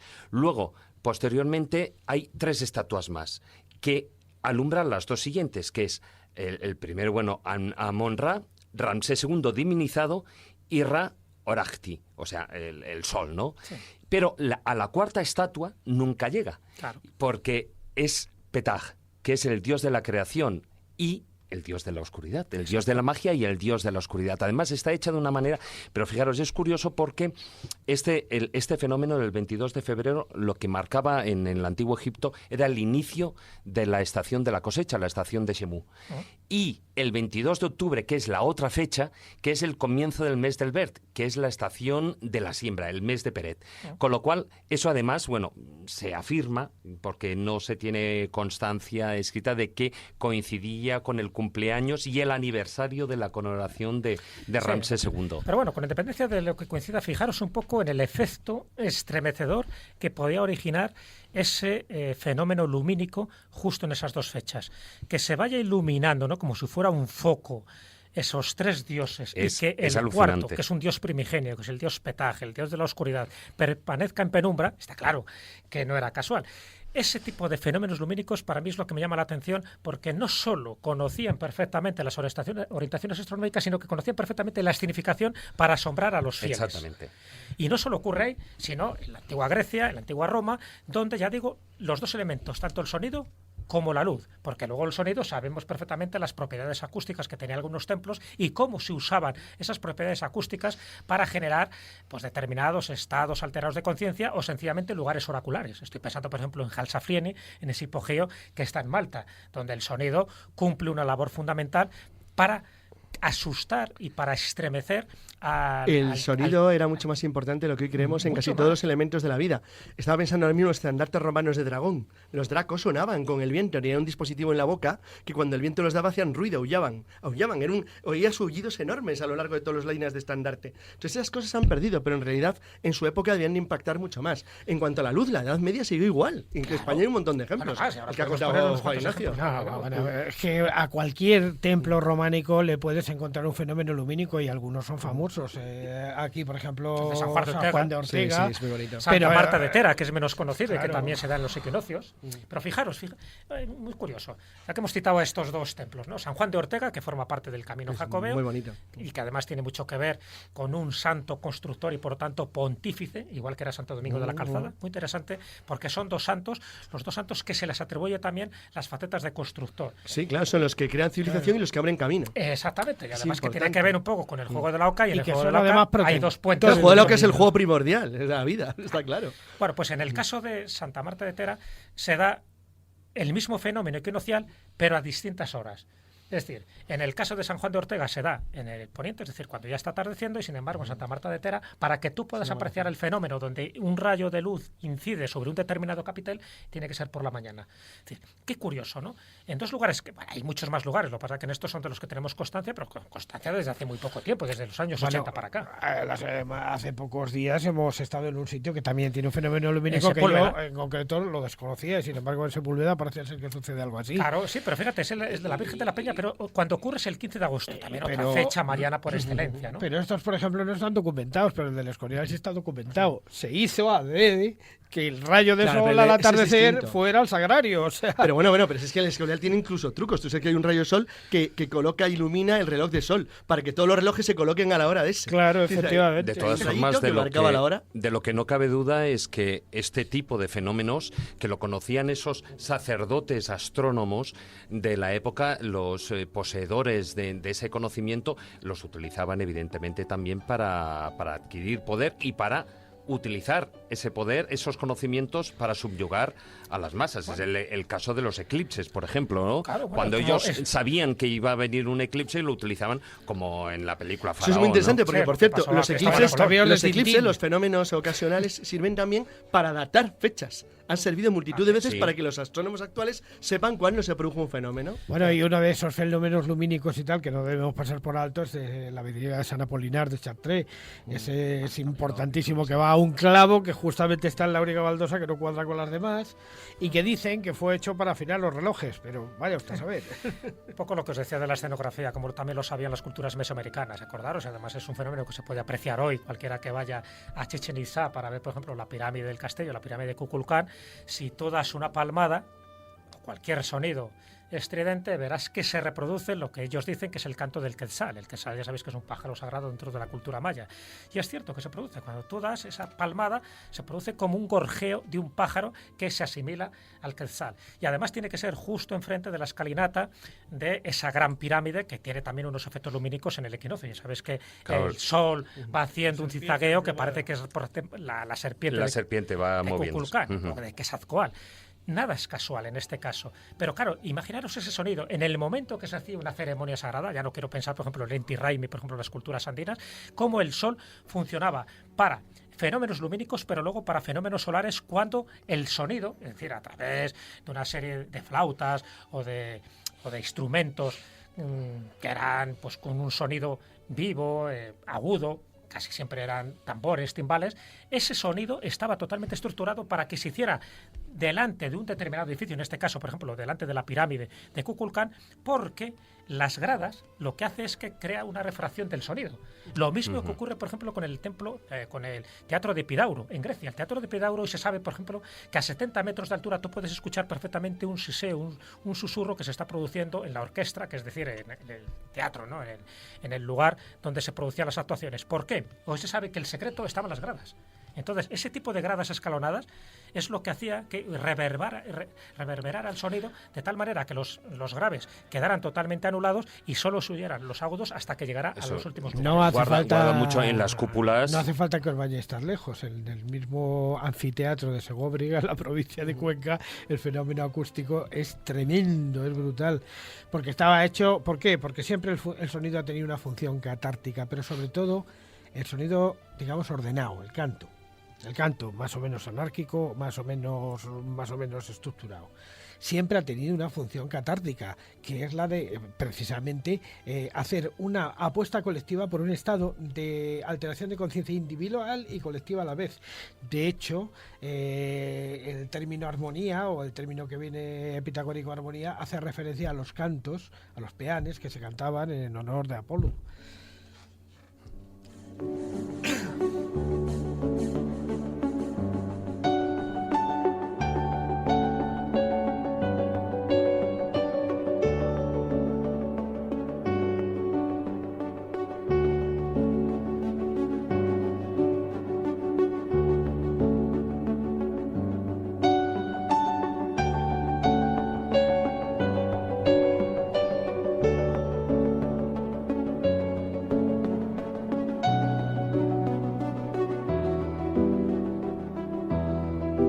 Nos quedan 5 minutos de este filandón y podríamos dar ya un salto, irnos a ese último periodo del que hoy queríamos abarcar, de esa transmisión, de ese conocimiento astronómico en las construcciones.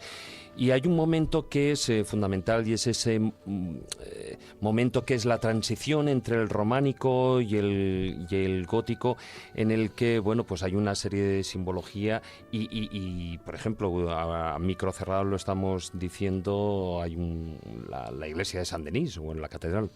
Sí, efectivamente, porque hay una cosa que es absolutamente evidente. Hasta la época, digamos, de finales del románico, el edificio sagrado, hecho bajo unas normas de arquitectura sagrada, todos los toscas que se quieran ver, porque el románico realmente se le nombró así en plan despectivo, ¿no? Pero sin embargo contenía... No, el gótico sí. No, y el románico también. O sea, era lo que hacían los romanos. Se consideraba, sí, pero arte de godos, arte bárbaro, también se consideraba el gótico. Pero bueno, en definitiva, son las últimas manifestaciones de arquitectura sagrada, digamos, regida por lo que podríamos llamar el régimen antiguo. Luego habría ya que hablar de otras cosas posteriores. Y la tradición del románico al gótico sucede en un momento muy importante de la historia de Europa, que es el de las cruzadas. El primer lugar donde detectamos elementos góticos, independientemente de los adelantos del protogótico, va a ser en el deambulatorio de Saint-Denis, donde está la tumba de los reyes franceses. Ese deambulatorio es copiado literalmente de los deambulatorios que había en Oriente Medio, fundamentalmente en Santa Sofía, en otros sitios, en la Cúpula de la Roca, o sea, pero buscando algo que todavía no sabían muy bien exactamente qué es lo que iban a encontrar.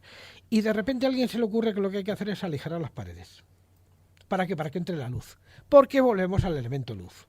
Entonces se crea un nuevo constructum que sería muy popular en la época, que es la Catedral Gótica, o el edificio gótico, que es un edificio donde ya no interesa la caverna, no interesa la oscuridad, no interesa el recogimiento, sino todo lo contrario. Es la nave que va a ir hacia el cielo. Para eso hay que aligerar las paredes, hay que dotarlas de vidrieras para que la luz entre tamizada con todos los colores habidos y por haber, y meter un montón de elementos también de geometría sagrada que lleven a construir una nave, una especie de nave que vaya hacia el cielo. O sea, volvemos al tema del cielo.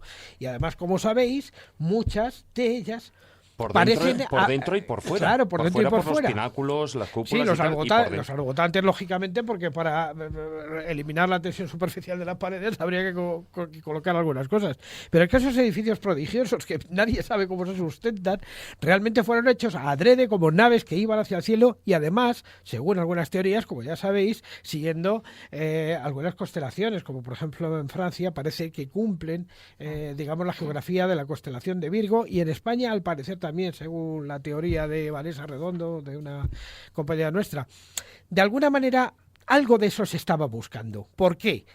Porque cuando el edificio gótico sustituye al edificio románico, se empiezan a acumular en él todos los conocimientos de un pasado verdaderamente fastuoso, pero que parece andarse una evolución de miles de años, porque se pasa de la auténtica caverna románica al edificio gótico, que es otra cosa que no tiene más nada complejas que alguien se puede imaginar. La cosa más compleja del mundo. Y evidentemente los conocimientos que en el siglo XII se tenían para hacer una catedral gótica, no es que fueran potentes, es que eran brutales, porque a ver quién hace una catedral gótica. A disposición de una hiperminoría. Hacer una catedral gótica no está al alcance de cualquiera, ¿eh?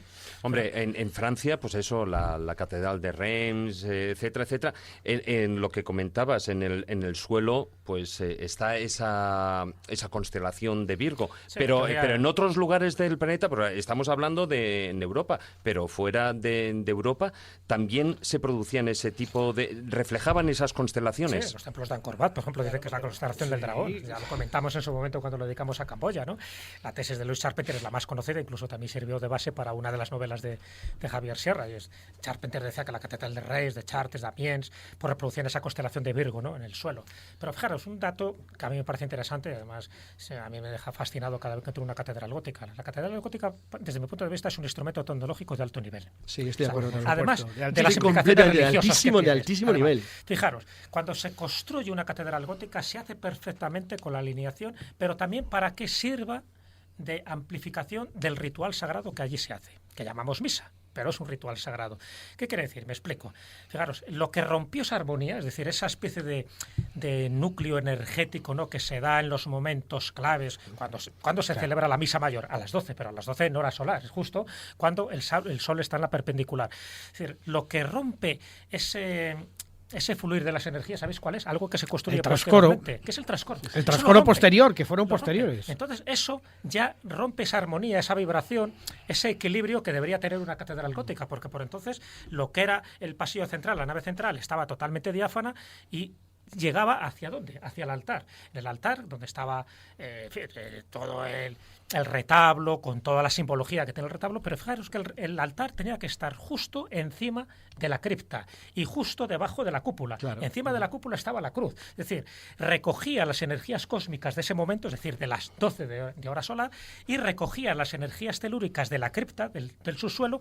¿Y quién hacía esa ceremonia? El hierofante, el chamán, el sacerdote, que expandía esa energía en ese ritual mágico que es la misa, las expandía a el resto de la gente, es decir, los fieles. Fijaros que incluso antes las mujeres y los hombres tenían que estar separados. Es decir, estaban las dos polaridades, la polaridad negativa y la polaridad positiva. Ahora, al mezclarse hombres y mujeres, yin y el yang. Claro, eso se ha roto también, ese tipo de armonía, pero en su momento estaba todo muy bien estudiado. Y no estamos hablando de superstición, no estamos hablando de fanatismo, no estamos hablando ni siquiera de catolicismo, estamos hablando de los mecanismos para potenciar la espiritualidad de un templo sagrado. De todas maneras, hay que ser justos y reconocer que franceses e ingleses no crearon los trascoros. Los trascoros se crearon fundamentalmente en España y posteriormente como consecuencia de la Contrarreforma, para romper precisamente la armonía de los edificios y para separar al clero del pueblo. Sí, señores, porque no tenían que estar juntos. Para separar al clero. Ahí es donde está el problema. Lo hicieron deliberadamente y se cargaron. Y se cargan todo el elemento mágico. Claro, efectivamente, porque no hay trascoros en Francia, hay alguno, pero en España en todas prácticamente, o sea, hay muy pocas que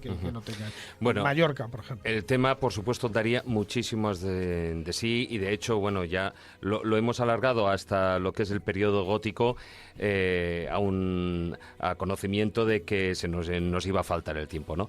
Pero bueno, ya hablaremos en próximos programas también de esa etapa, porque merece, como decimos, bueno, otro programa especial sobre el tema. Dejamos aquí el filandón.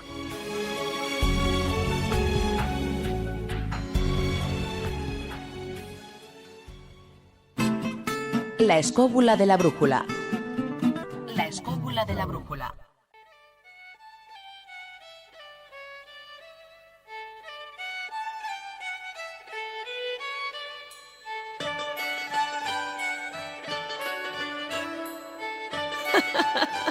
Los cuentos de Callejo.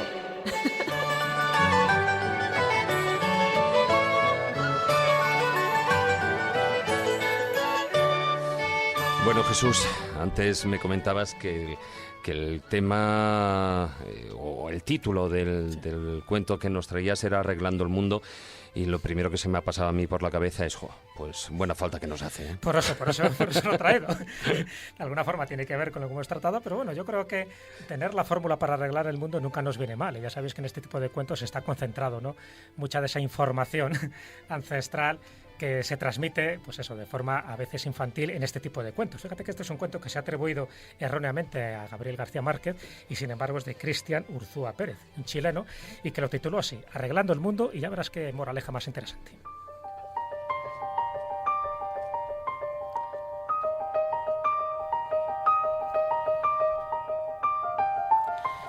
Un científico que vivía muy preocupado con los problemas sociales y políticos del mundo estaba decidido a encontrar una solución.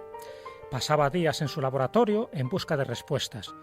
Cierto día, su hijo de 7 años invadió su lugar de trabajo, dispuesto a ayudarle a encontrar esa ansiada solución. Y el científico, nervioso por la interrupción, le pidió al niño que fuese a jugar a otro lugar, que la dejase tranquilo. Viendo que era imposible sacarlo de allí, el padre pensó en algo que pudiera distraer su atención. Encontró una revista donde había un mapa del mundo, justo lo que precisaba. Con unas tijeras recortó el mapa en varios pedazos y se los entregó al niño, junto con un rollo de cinta, diciéndole: «Hijo, como te gustan tanto los rompecabezas, te voy a dar el mundo en pequeños pedazos para que lo repares, sin la ayuda de nadie». El científico pensaba que de esta forma se demoraría días o meses en resolver el puzzle, o quizá nunca lo lograse. Pero por lo menos le dejaría tranquilo por un tiempo. Pero no fue así. Pasadas algunas horas, escuchó la voz del niño. «Papá, papá, ya hice todo, conseguí terminarlo». Al principio, el padre no dio crédito a las palabras del niño. No puede ser, es imposible que a su edad haya conseguido recomponer un mapa que jamás había visto antes. Levantó la vista de sus anotaciones con la certeza de que vería un trabajo digno de un niño. Para su sorpresa, el mapa estaba completo. Todos los pedazos habían sido colocados en sus debidos lugares. ¿Cómo era posible? ¿Cómo había sido capaz? «Hijo, tú no sabías cómo es el mundo. ¿Cómo lo lograste?» «Papá, yo no sabía cómo era el mundo, pero cuando sacaste el mapa de la revista para recortarlo, vi del otro lado la figura de un hombre. Así que di la vuelta a los recortes y comencé a recomponer al hombre, que sí sabía cómo era. Cuando conseguí arreglar al hombre, di la vuelta a la hoja y me di cuenta de que había arreglado el mundo».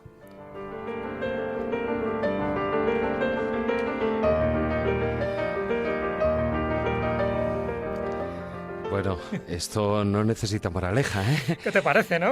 Vamos con el niño. Si quieres cambiar el mundo, ya sabes, cámbiate a ti mismo. En el fondo es un poco lo que decían nuestros antepasados. Es mejor usar zapatos que alfombrar la tierra. Yo creo que es mejor mirarnos a nosotros mismos porque esas pretensiones de cambiar el mundo, si no te cambias a ti primero, pues difícil, ¿no? Yo creo que este cuento, dentro de su ingenuidad, de su sencillez, pero fíjate lo que aguarda y de lo que nos espera, ¿no? Si queremos recomponer ese puzzle, ya sabemos lo que tenemos que hacer. Recompongámonos primero nosotros. Sí, además, ya no es eso de esperar a que los demás hagan lo... Bueno, eso ya lo harán los demás, ¿no? Sí. Hay que empezar por uno mismo. Sí, no, como estemos esperando el Deus ex machina, ¿no? Que llegue alguien y que nos resuelva los problemas, estamos aviados, y más si esos problemas los tiene que resolver un político. Yo creo que si queremos encontrar soluciones hay que empezar por nosotros mismos y por nuestro entorno y por lo más cercano, ¿no? Que es nuestra familia, nuestros amigos, y de una forma casi efecto bola de nieve, seguro que lo iremos consiguiendo, pero lógicamente si nosotros no tenemos las ideas claras, si no estamos armónicos, si no tenemos un poco un concepto global y armónico del mundo, pues es muy difícil que pongamos parte. Es eso lo que se hablaba, ¿no? Ese cambio de conciencia. ¿Decías, Maese? Es muy humano. Cuando uno es pequeño, el mundo le asusta. Cuando lo va descubriendo poco a poco, uno descubre que es imperfecto y lo quiere arreglar. Cuando uno es joven, yo voy a cambiar el mundo. Cuando uno va siendo más mayor, se da cuenta de que el mundo es un poco difícil de cambiar. Y luego llega un momento, que es el momento mágico de la vida, cuando uno descubre que la única manera de cambiar del mundo es cambiarlo dentro de ti mismo. Y encontrarte tú acorde y armónico con lo que ya está, que lleva ya muchos años y lleva funcionando ya desde mucho tiempo. Y la moraleja la da Juan Ignacio. Sí, ¿cómo no? Desde la distancia de su edad. Pues, no, como decía Mafalda, ¿no? Que se pare el mundo que yo me quiero bajar. Esperemos que no ocurra eso.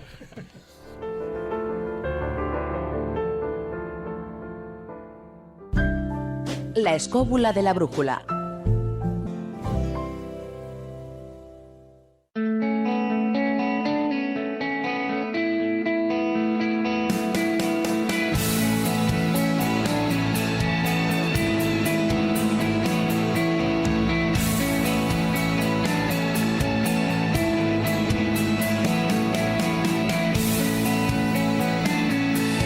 Bueno, pues hasta aquí ha durado el programa, Maese.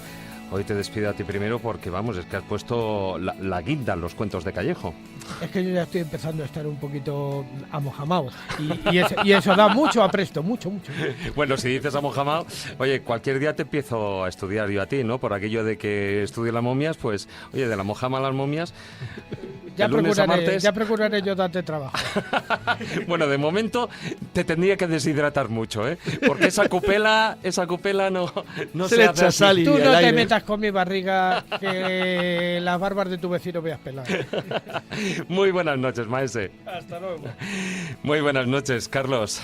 Buenas noches, estoy viendo que es verdad, sois todos de barba canosa, ¿eh?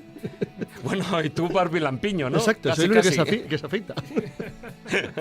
Muy buenas noches, Jesús. Muy buenas noches, hasta la próxima semana. Muy buenas noches, Víctor, que nos acompaña ahí al otro lado de la pecera. Y a todos vosotros, queridos amigos escobuleros, bueno, pues una semana más. Mil gracias por acompañarnos durante estas 2 horas del programa. Os recuerdo, como siempre, nuestra página web, laescobula.com, y nuestra presencia en las redes sociales. En Facebook, nuestra página oficial, La Escóbula de la Brújula, y en Twitter, nuestro perfil es @escobuleros. Muy buenas noches. Tratad de ser felices e ilustraos.